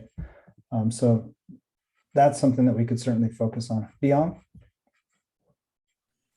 Yeah, well, I mean, one thing I'd love to have a conversation about is changing some of the policies within the state. Like we're moving to eliminate standardized tests, working in a Title I community for 8 years, one thing I've always seen is like more well-to-do communities push back at me and say, well, you know, parents can opt out of these standardized tests, but that's a privilege, right? And like when we're talking about a school with 18 different languages and we have like a lot of working parents, opt out isn't really feasible. Like we tried that so many years and we'll get like 1 or 2, maybe 3 parents to opt out of the whole school community. And I'd love to see some policy change. It's like, hey, we're moving to opt-in only. That means we will opt everybody out. And if you're, you know, a well-to-do parent that really wants the standardized test, you have to opt in. And like, what does that look like as far as like, I'm more for just like looking for ways to change policy that is more equitable for our communities. Sounds good. I'd love to have a discussion with you all too about what you think that term standardized means too. Because I know it's like deep and laden with like symbolism and history. And I can probably bring a little bit different slant to that. Go ahead and share, Dan, your perspective about it. Well, first, I'll put a scenario before you. That one of the critical roles of standardization in any process, whether that's which side of the road we drive on, that's a standardized process, right? Because it keeps us from wrecking into each other. Two, assessment is that it's a really important aspect of fairness, that students get a comparable opportunity to demonstrate what they know and can do, especially if there are stakes associated with those outcomes, whether that is grades that preclude you from participating in a certain learning opportunity later, or if that is test scores, which we are trying to eliminate all individual student uses of state summative assessment scores. So high stakes uses of our state assessment system is something that we have made really clear in our test administration manual are not acceptable. Just so you all know, that's something that we can track down the citation for you as well. So using the results to as part of a tag identification process, for example, is not an appropriate use. Unless it's part of a broader body of evidence. It shouldn't be used as a gatekeeper. So changing the policies, when I think about standardized testing, I think a lot of the audiences that I engage with kind of go straight to college admissions assessments and of course the historical impacts and how those particular assessments have been used as racialized weapons to keep students of color out of universities and preclude them from pursuing those opportunities. And it's not necessarily the standardization part of it, but it can be part of it that certainly lands a certain way or excludes a certain population. So I don't want to be unaware of that. But it is a really important part about fairness as well. And that's one of the reasons why assessments are standardized. Most of the assessments that you've taken that go into like a grade book that are recorded are standardized. So I heard some conversation earlier, and I'd love to hear from you. Like we do have qualitative information about student functioning as well, right? And that information can be super useful, particularly when you're in conversation with families. The words are much more accessible than a scaled score, for example. And that's why achievement level descriptors are really important and something we draw a lot of attention to. But are there limitations to those quantitative approaches? We usually try to take a multi-mode, multi-method approach to any high stakes decision. So leveraging, the best aspects of quantitative sources of information and the best aspects of qualitative sources of information. And when you have information that is not aligned, then you have a problem. Oftentimes, though, the information is aligned and it's showing you what you should be concerned about. So when I think about standardization, I think about all of those things, but I also think one of the core reasons that we have standardized approaches to assessment is because of the uses to which those results will be put. If that's for grades, It has to be standardized because otherwise it's not fair. If you're evaluating one student on a particular set of learning targets based on instruction and rating them differently or giving another student a different assessment or a different type of assessment, is that fair? And I would that might be the question to ask, right? Should all of the instructional practices and assessment practices that we have be individualized, kind of the competency-based approach that Chris was talking about earlier? And then how would we then protect student interests from systems and low expectations? That'd be a question that I would want to make sure I have an answer to, because that's really what I think of my role is keeping our systems honest and in service of all students. So can you talk about the capacity you have on the state level? Because I know you are well knowledgeable about the racism and the racist practice in terms of how we implement assessments. So can you share what capacity you have on the state level and what we can do to support that actually can change these type of practices? And then from there, if you can maybe talk about, in the very beginning, before we even started, we talked about an essential question, and I posed the notion of like, my children are receiving exceedings and meetings on their report cards. However, when they take the state standardized test, they're not meeting. So then they're in middle school now and they're receiving straight A's, and then they're taking the MAPS assessment, but they're still not meeting according to the MAPS. So I'm a little confused in terms of alignment. So I know those are two different types of questions, but I think they kind of tie in a little bit per se. Yeah, no, that's a great question, Karanza. In fact, one thing that I should have pointed out to one of David's earlier questions is Karanja was actually able to connect us to Senator Wyden's office. We had a conversation about what the next iteration of the Elementary and Secondary Education Act needs to look like, what we're concerned about. So that was yet another way that, like, Karanja helped me start that process of influencing policymakers. So there are tons of ways that you all can show up and help push this conversation forward. And I won't pretend at all to have all of the answers. I'll just share what I know with you and continue on the journey. The second part of your question is around like our capacity. Capacity is influenced by interest, but there are certain limitations. I can say our entire administration is dedicated to anti-racist educational practices. I can say that without exception. And I'm allowed to do my job in this space. And I think I don't know, I don't have too many peers in that, to be quite honest. There are no other state assessment directors having conversations like this with communities. I just know that. Like, take Florida, for example. You think they're having this conversation? Come now, they are not. So I think like that's an opportunity. So when I think about capacity, I think about it more in terms of like, not how many people do we have or how much money do I have, but do I have permission to pursue that as a problem of practice? And I do, and we do, and that's what we are certainly trying to do within the parameters that we have in place, and the funding strings that are dangled in front of us when we get out of line too. Hopefully that was a comprehensive response. Tony. Yeah, and this is something that Chris was mentioning in your presentation when you were talking about standards, and as some of you are aware, and Chris, I know you mentioned the social science and the social sciences standards and that whole process. Is that we do provide educator opportunities for our Oregon educators to get involved. So, for instance, in 2019, the Oregon State Board of Education adopted new ELA standards.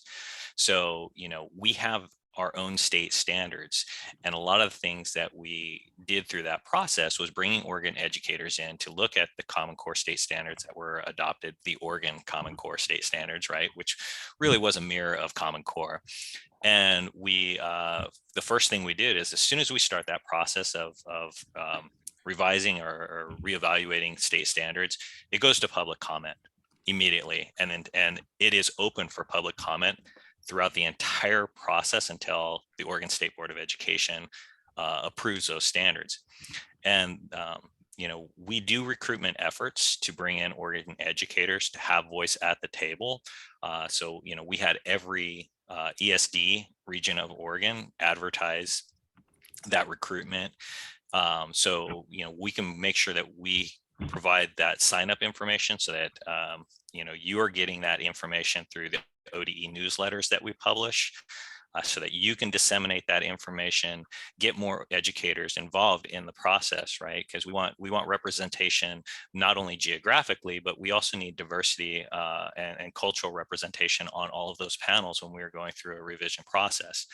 So in 2019, we took out one of the major shifts that we actually are proud of, is that we took out a lot of the white normative examples that were in Common Core, because we felt like, I'm not sure who said it a second ago, feeling like you're in a box. Those parentheticals that were in Common Core and being grounded in white normative language, that made educators feel like they're in a box. So the first thing to do is remove that box, empower educators to choose materials that represents their students, and they can still teach those discrete skills that are defined in the standards, but they can do so in a way now where they feel empowered. So this process also recently happened. So in the last year, and maybe Andy can add voice to this, we just revised the mathematics standards. So again, we adopted the Oregon Common Core for mathematics. We just went through the entire revision process for mathematics. So these are two current events that have taken place. But if that information is not getting down, right, we advertise to ESDs, we advertise through our newsletters, we advertise through affinity groups, we advertise through OEA. But if that's not getting down to the classroom level, we can do better to communicate that out. So we do have an opportunity this summer to get educators involved in the assessment development process. I shared with Chris and Karanja that we are currently recruiting for English language arts, middle school teachers, because that's our focus this year, is developing our middle school reading operational pool.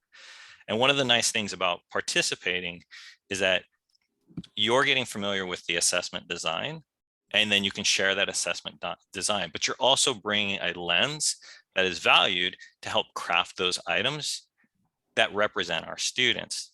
But the biggest part, I think, is that because we are part of a consortium, and the consortium is really 13 other states that we partner with, Oregon has a very unique summative assessment.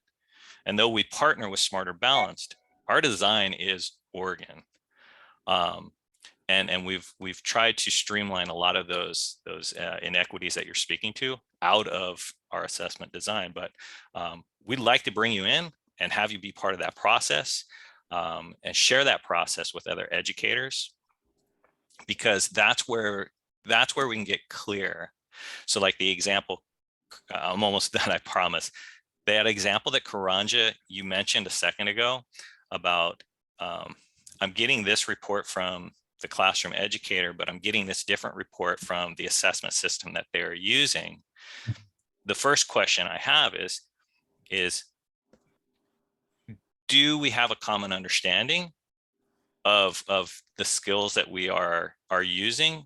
And do we have, and I mentioned this before, do we have a clear definition of the evidence that we're looking for? Because in any assessment that, whether it's classroom-based or larger, is the assessment getting to the evidence that allows my students to demonstrate in multiple ways, right? So Chris, you had that table chart up. Regardless of what the student chooses from that table chart, are they getting an opportunity to show their evidence of learning and understanding? And am I, the educator, am I clear on the evidence that I want from the task so that it's not a surprise? I think you gave another example where it's like, it wasn't until afterwards, that I shared what proficiency looked like. Well, let's clear as kind, right? Let's share proficiency and what we're looking for so that students know going into the task, how can I meet this, but how can I also meet like my own personal needs? So I really enjoyed, there was somebody who used the word there. help students in their educational journey, because students are the there, right? They own it. We as educators don't need to be the owners of knowledge. If anything, we want our students. But what we can do is help get clear on the evidence of what is meeting that standard, whether we agree with the standard and how it was developed or not. That's where we can actually provide that clarity. So, Brian, I did say there were the 3 components of balanced assessment. We shut down the system. And I do want to verbally at least share, but when we talk about balanced assessment, we're talking about continuous, we're talking about comprehensive, but most importantly, we're talking about coherent. So that's kind of the message that we want to put out there. And you're right, there's lots of barriers in place, and shared with Chris yesterday is like, there's lots of gatekeepers, and our job is really to be the key makers, right? So those gates may not be something we can take down, but we can help provide the key to unlock that barrier. And that has been our goal, I can say, as a team. I'm pause there, and I see the assessment newsletter was put in, right?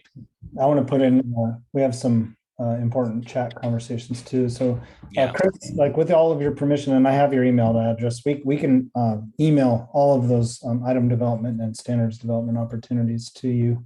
And with Karanja's permission, like anyone who's on this group, unless you don't want that, don't want him to share that information with us, we can certainly reach out to you intentionally when we have opportunities like that.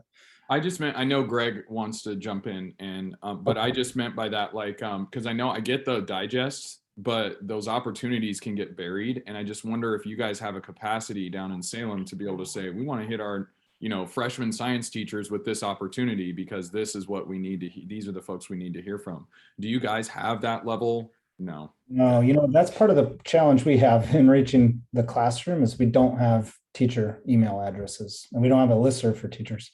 Because we follow this trickle down informationomics process. So we can communicate to district test coordinators, superintendents, principals, special ed directors, English language development coordinators, curriculum instruction directors. That's it. We don't have listservs that get past that hierarchy yet. That could be something that we talk about. The technology that we are experiencing now doesn't make that process like required anymore. Like we can all connect. We're all in service of student learning, and I don't think it needs to be filtered. There should be more trust, for sure. Andy, I see your hand up too. Just one final note to that comment and suggestion from Chris. First of all, I really appreciate the feedback on opportunities being buried. That's something that we talk about all the time, is like the balance between the frequency of communication and the length of a specific one. So I really appreciate that. The other thing is one avenue that I haven't had conversations with our communications team on is whether we could create some kind of an opt-in communication for 9th grade teachers, for example, or 9th grade science teachers. So that's something that I will take personally to our communications team and ask what that could look like. Thank you. Thanks, Andy. So Chris, can you hear me? I just want to say something about how standards can go wrong. And there's 2 ways I've experienced it. One, when it was first introduced, I was in Los Angeles, we had what was called the Pumpkin Book, and it's filled with standards. The insistence was that I put the standard on the board that I was teaching that day. I was teaching kids how to read a poem, a particular poem. What standard would that be? It was ridiculous to look at it that way, because it involves all these other complex things. But also, I was teaching people how to pass the GMAT exam. And I discovered when working with a verbal exam that the answers are based on grammar, rhetoric, and logic as defined this way. Grammar, how words relate to each other. Rhetoric, how words relate to ideas. And logic, how ideas relate to ideas. And that the conditions for logical reasoning, acceptability, relevance, and grounds, is basically understood by kids in the 1st grade. Oh yeah? So what? Yes, but Those are the three standards. That's logic. They have that down. And yet, when I talk to teachers about teaching logic, they said, oh, it's just way beyond what students can do. So when we start defining standards, we start breaking down what's important and what's not. So I see teachers teaching grammar without rhetoric. Where's the intention? Intention comes, as soon as you have intention, you have rhetoric. And as soon as you have a sequence of ideas, you've got logic. It's like, so when we do this, often we leave out so we're talking about coherence, we leave out those things that would make our standards coherent, pull together, relate to the subjects as they really are. So that's where I think, and I've looked at the standards for all these instructions, I've sent them all the time. I can't even read that stuff. I mean, it's impossible to break it down. It's just like, oh, if I want to bore myself to death, I could do that. And I think that's probably a disincentive for teachers as well. That's all I can tell you. I'm always impressed by your sincerity, and it troubles me to challenge someone so dedicated as you, but I think that there are just holes in this that we should talk about. Because there's just no breathing room for these poor teachers in the classroom. They're just there, and they don't get paid for learning and sharing these lessons or creating a new space in which learning could occur. But yes, if we're doing something creative, I'm all for it. Thanks, Dan. Thank you all. That's it.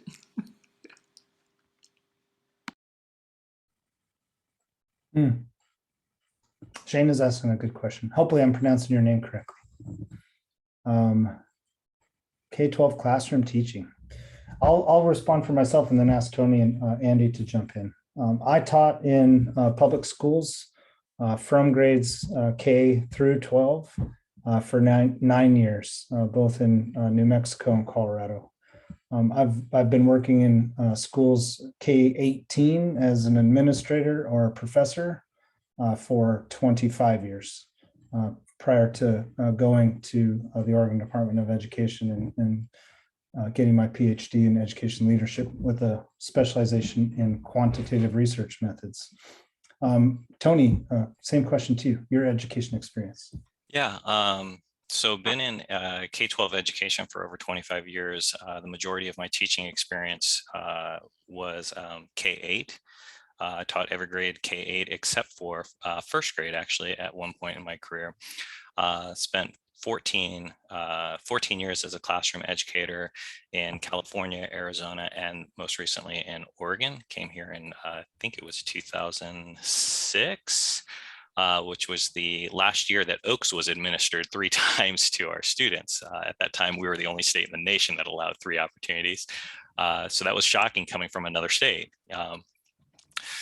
Spent the next part of my career, spent 3 years as a school improvement coach in a K-5 setting, working on how to appropriately use data as part of the data analysis to improve instructional practices. So stopping the talk of this is a red or a yellow or a green student and getting away from that mindset and bringing about the adaptive change of we provided this assessment, and so how does this assessment inform our instruction? Let's go back to the root of what this is trying to elicit, and let's stop labeling kids as a color of red, yellow, or green. And so that was probably the most stressful time in my education career. I felt a lot of weight because I lived in the middle of classroom educators and also as an administrator. But I also loved doing that because I felt that I was bringing a different lens to the education system of let's look at the skill and let's look at what kids can do and let's build off of that, of what kids can do and maximize those assets. I was asked to go into administration, so I did. Wasn't as happy in administration, but I felt that pressure of being a administrator, and wasn't an administrator for long and needed a different pace because it was not bringing joy.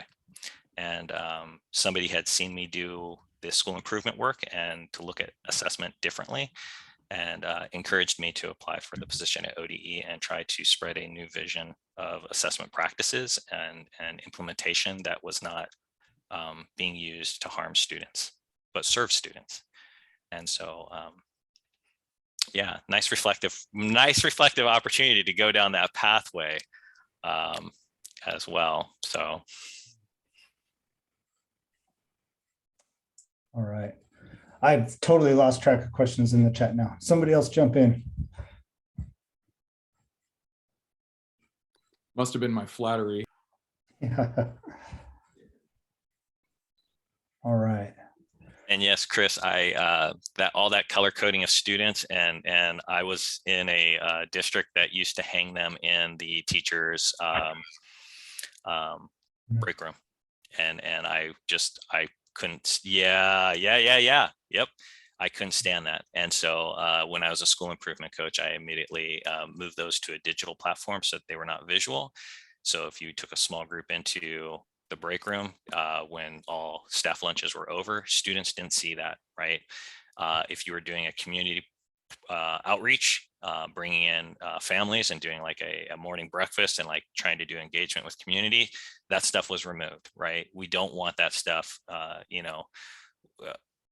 that's not the way we treat students.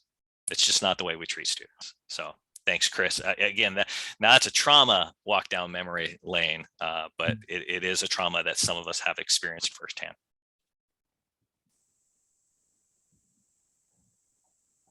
Yeah, I want to talk. I appreciate Young's response to my question too. There are always shadow sides to these policy changes that we have to be mindful of. One of the advantages to our current assessment system is not just that it's criterion reference, not norm reference, but also that it's untimed. So that basically removes the pressure of fluency and is more culturally responsive as well.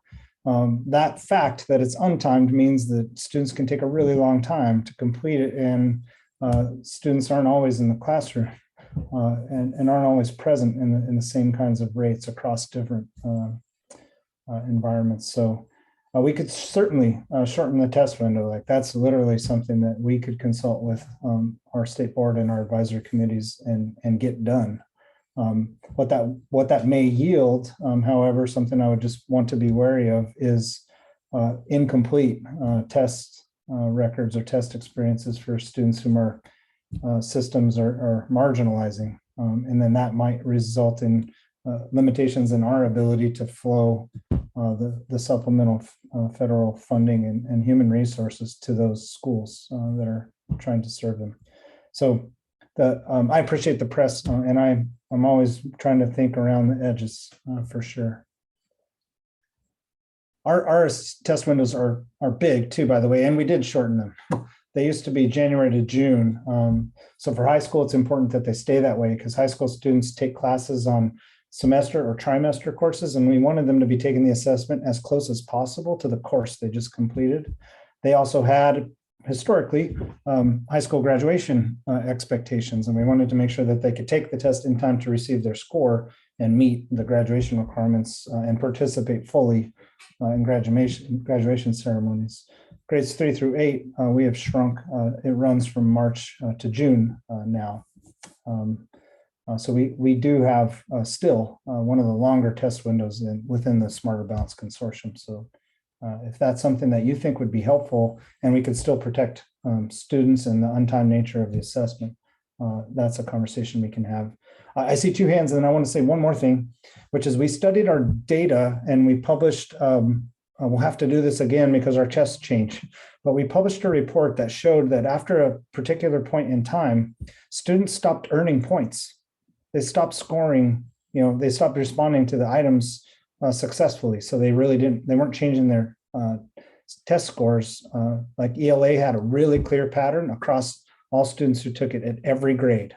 Math, same thing. So we gave districts guidance that at that inflection point, if the student still hasn't completed testing, the test administrator could consider discontinuation because we don't want students just meaninglessly participating in a test where they've already they've maxed out and they're either just clicking answers or given up or it's impacting their ability to access instruction. We don't want that happening.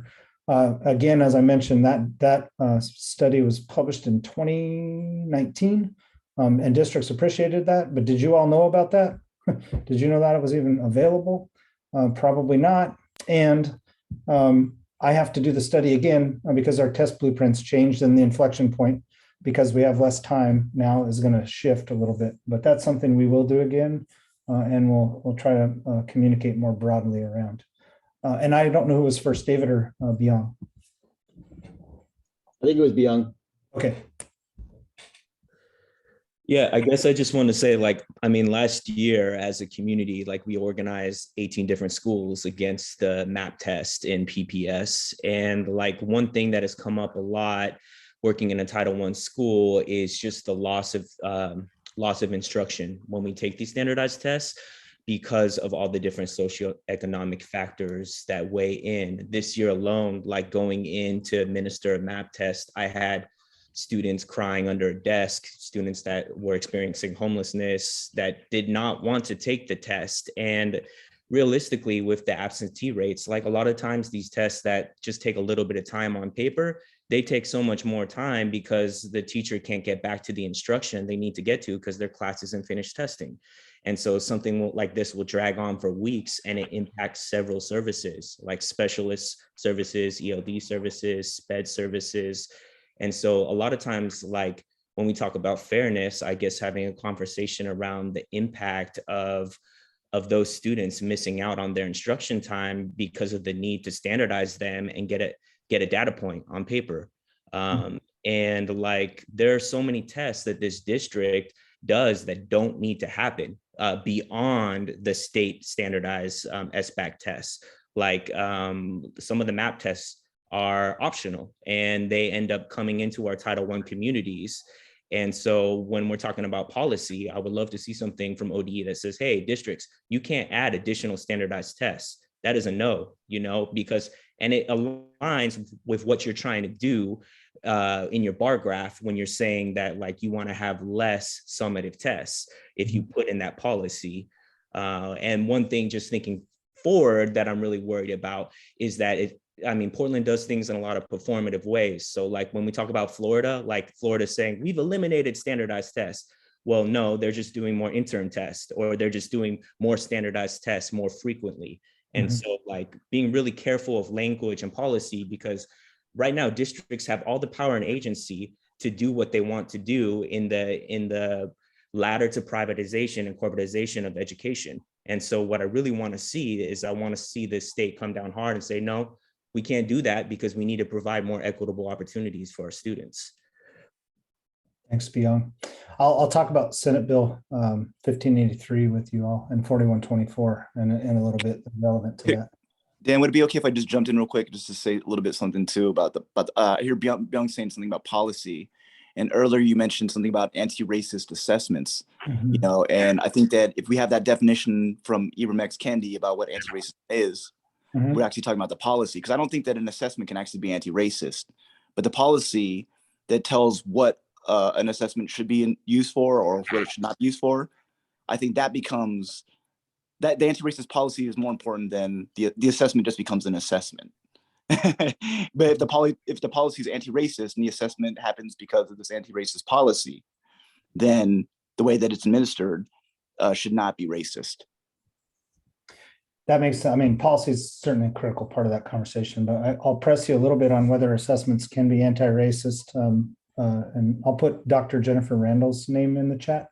She's doing a bunch of really important work in that space, and not pretending like we have that figured out, but there's certainly some new models that we can use in that conversation. And I think it's both. Like, policy has to change and the assessments can convey anti-racist. Gotcha, absolutely.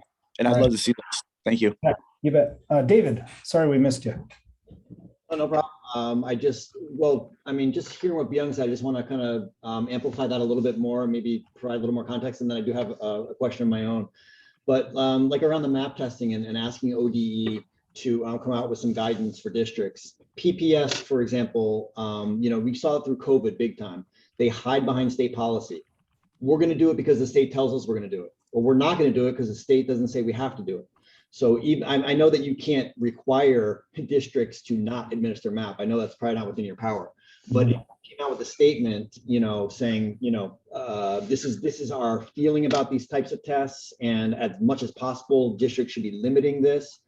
I mean, in Title I schools, we have like first graders and even kindergartners taking like standardized math tests now. That's only for Title I. We also know that there's a shorter version of the MAP test that's available. It's a 20 question thing, and they're not giving that. So, and we also know that teachers don't use it for instruction. It's not helpful for that. So all of these things, and also that you can't opt out of it, and that you have to finish it in order to get a score, unlike OSAS, where you can get a certain way through it and still get a score. Yeah. Now you got to finish it up. So all of these things, I just want to kind of bump what Byung was saying, is like, we need some strong language from y'all on some of these tests that are not state standardized tests. And then if I could just ask kind of my own question too, which is like, do we really need, well, first of all, two questions. One is it possible to push for a shorter OSAS test? So that's one thing. Okay, and then the second thing is, do we really need standardized testing to identify needs in our community? I mean, I feel like poverty is a greater factor. You will see a correlation between poverty and need in schools as much as you will between, I mean, I've heard a lot of people say, like, how you do on the state test, you could like aggregate that by zip code and it'll correlate perfectly. So why not use our, the data that we have around poverty, the data that we have around need, the data that we have around race, and use that to give need, instead of these tests that are testing around educational stuff that we know is impacted by these other factors. Mm-hmm. Thanks. Thanks, David. Yeah, and poverty is also a complex variable, and we're trying to get clear on how to even address that in the system. Given our the United States historical practices of genocide and reservations, redlining, the poverty in our country accounts for a lot of, like, in a measurement space, what I would call the same kinds of variance as race, ethnicity, because our culture has excluded communities of color from gathering and maintaining wealth, like, systematically. So that said, I am interested in your conversation, and I do think about like the importance of academic measures as indicators of system health. They're not the only ones, for sure, and there are a lot of other data points that we could be looking at. In terms of investments, like I think we should be publishing where the money goes much more often, like which kids are being invested in. And I think PTOs should be part of that conversation, because those are disparate ways that inequities are created too. I mean, there's a lot that is needed in terms of conversation in those spaces. But I'm gonna withhold judgment on your question. It's a question I think about every day. It's a question in our current system because it's data I collect that I can use to tell a story. Are there other data that could tell a similar story? Yes, but they wouldn't tell the story of academic achievement. And I want to maintain some space for like that being really important, because there's value in learning how to read and comprehending what you read. There's value in learning how to speak and speaking well. There's also other things that we're not measuring, like social emotional learning. So I don't want it to be the only conversation we have about how systems are or are not healthy. For sure, they shouldn't be ever. But I do think they need to be part of that conversation, and other indicators need to be added. Tony. Yeah, I have two things. One, I want to make sure that, Chris, I'm meeting your need there. I don't want stuff to get buried in like a newsletter. So I've put a couple of links in the chat a couple of times. One is if you want to engage in the item writing development process for this year middle school reading, that recruitment attachment was added a little bit higher up in the chat. And then David, we agree with you in how we can make our assessment at the state level as efficient as possible. Mhm. And so one of the opportunities is that with the revision of the 2019 ELA standards, part of that work is to then to go back and do an alignment study of how we are making sure that our statewide assessment is still in alignment with the standards to meet peer review by the US Department of Education, right? So we have to go through that process. It provided us an opportunity to look at how we were approaching assessment during the pandemic last year, and also look at, you know, how can we continue to streamline and make our assessment as efficient as possible. So what you have in the chat here a little bit early, just a while ago, is a summary of the changes that we've implemented. And by streamlining and making our assessment more efficient, by bundling standards within our assessment, we were able to reduce, and I don't know if this information gets down, right? It's trickle down communication, but we were able to reduce the testing time by 45 minutes to an hour across the grade levels.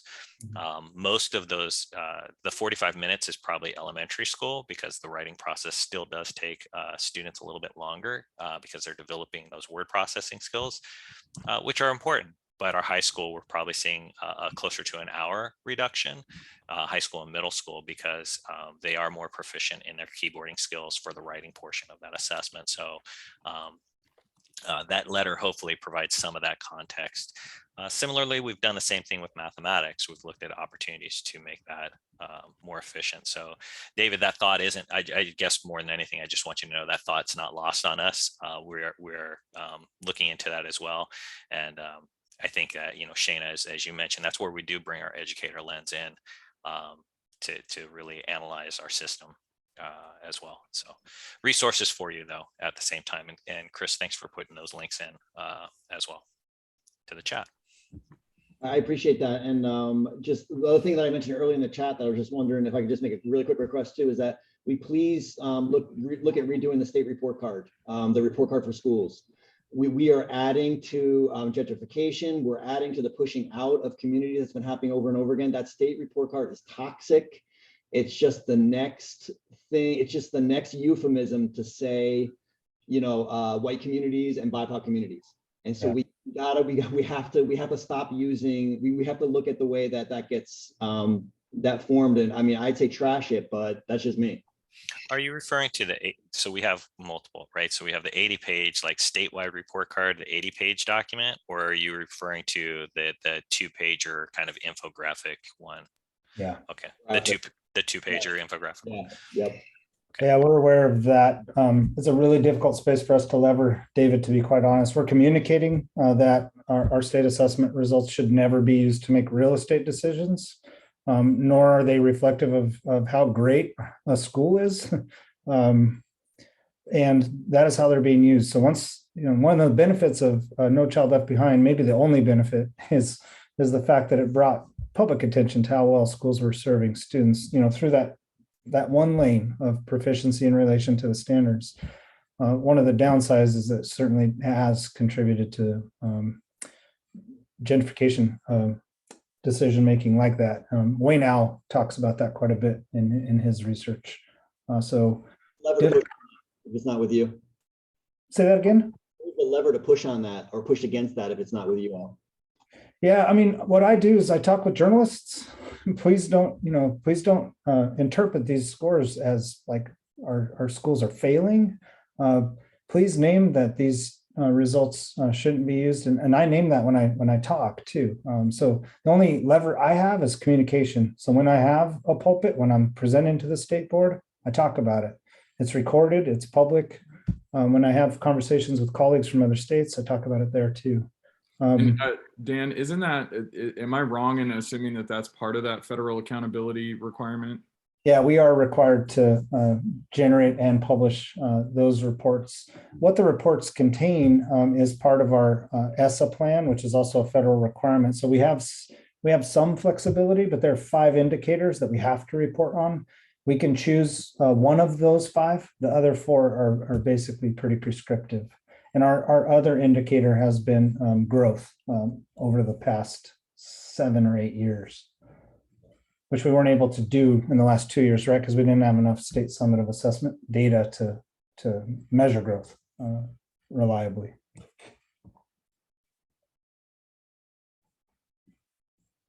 All right. Similar in the chats again, so it doesn't get lost.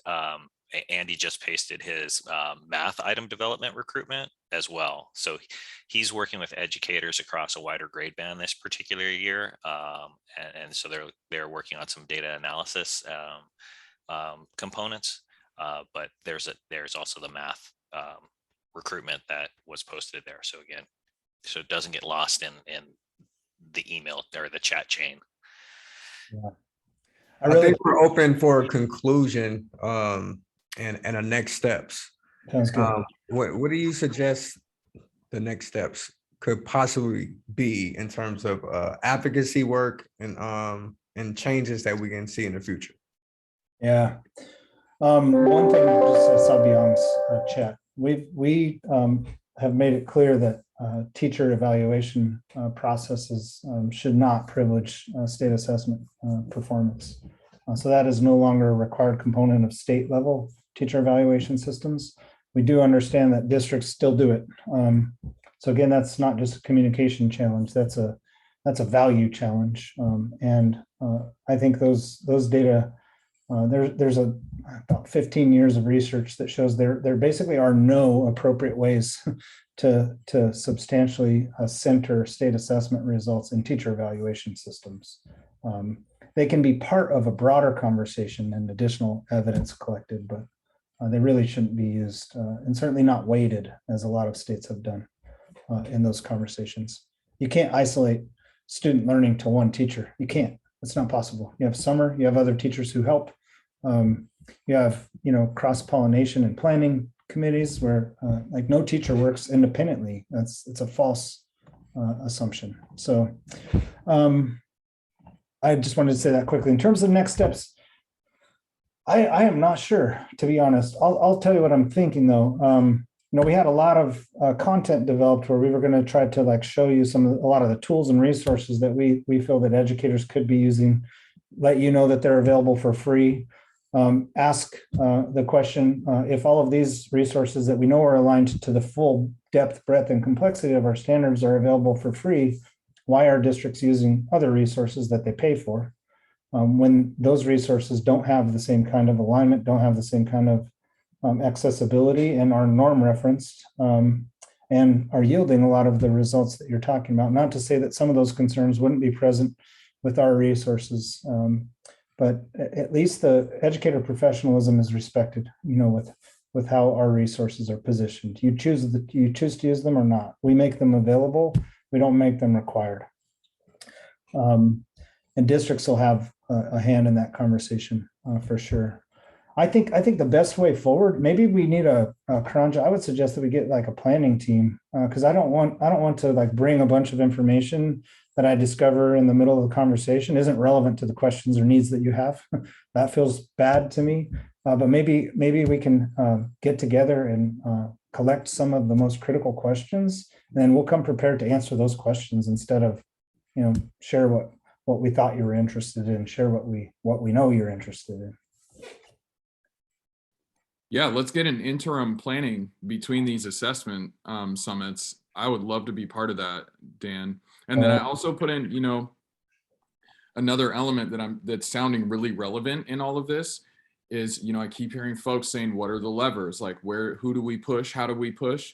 And I think it would be great to get more of those stakeholders in the space so that there's less room for them to shovel stuff off onto you when you're not in the room and for, that whole thing. Let's get everybody in the space and talk about who's responsible for what in terms of this systems change. I know the current president of the state board is really with it and really interested in seeking out new ways. I know we've got some friends in Denbrough and Lou Frederick as state legislators who are on the education committee. That could be really powerful if we could bring those folks into the room and have a policy discussion around policy and assessment. I think that would be great. That works for me. I love that idea. We can definitely follow up with some questions and everything. In terms of what you were going to be presenting today, I think we just made a turn, which is okay. Off the comments and the chats and who was in the room, which is it's okay. But yeah, I mean, this is how we grow. This is how we learn, and this is how we can move forward. So yeah, so that's pretty much where we are, and we gotta continue to push, continue to figure this out, and continue to educate. Because as you notice, I think you mentioned this too, Dan. Is I think a lot of us are at different places in terms of terminology per se. If right, sometimes we get caught up into, okay, what is the true definition of assessment and things in that nature, and then we can get caught up into the weeds. Then looking at it from a bird's eye view, okay, what exactly? And I think what Chris is saying is like, I think we need to power map in terms of like, who are the stakeholders, who are the people who have the power to actually bring about certain changes. And I think if we can realize who brings about these changes, and then we can begin to educate and have these conversations, and then I think we can see a shift. So I think you have that knowledge base in terms of, because you are at the state level, and you can maybe share with us in terms of who does what, who makes certain types of decisions, and who can we talk to as community members and educators to advocate to change the way we do assessment. Sounds good. I want to name something really quickly about the limitations around what our state board can and can't do. We've talked and presented to them about that. One of the things they can do, which I would be grateful if you got behind, is we're trying to change the data that we collect, so that we're looking not just at academic outcomes, that we're looking at processes and student experiences. So we developed a survey that's called the Student Educational Equity Development Survey. Last year, we piloted it. It was basically an unsuccessful pilot because of the pandemic, so we're piloting it again this year. But support for that is something that the state board could certainly help me with, and help more districts use it. The survey tool looks at students' access to learning resources, students' sense of belonging, students' sense of self-efficacy and beliefs about their knowledge and skill in relation to content, and also looks at opportunity to learn. So are they being asked like really basic questions that every third grade student should in Oregon should know how to respond to, for example? That collecting those data, sharing those data with districts can really help change the conversation, so that it's not just ogling academic outcomes. It's like, all right, how are we investing in our kids? What are they telling us we need to do better at? Do they see themselves in their curriculum? Do they have an adult who they know trusts them and cares if they'll be absent that day? Do they have friends at school?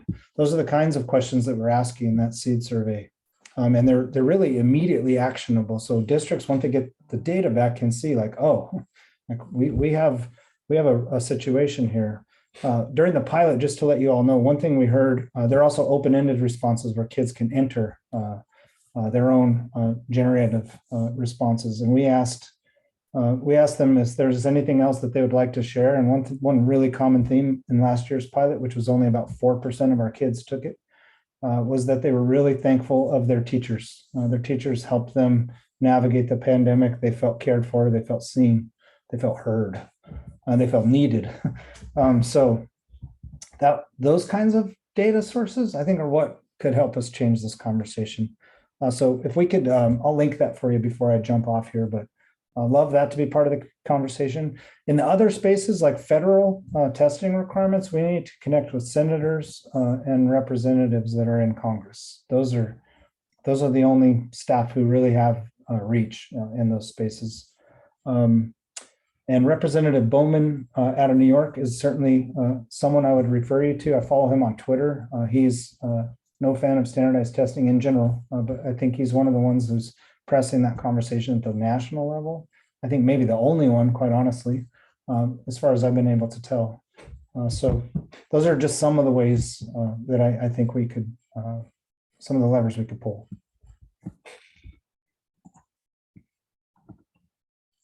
All right, thank you so much. If everyone could put their email in the chat, we're going to follow up and we're going to continue this conversation. And yeah, so I appreciate everybody participating, everybody taking the time out to listen and learn and to engage.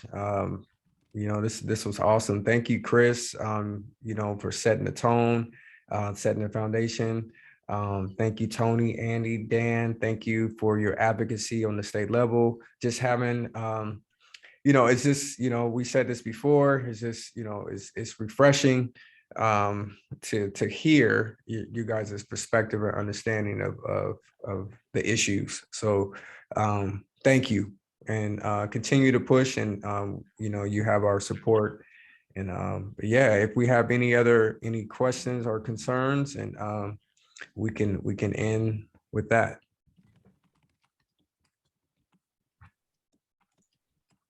Thank you, Karanja. You're a real one.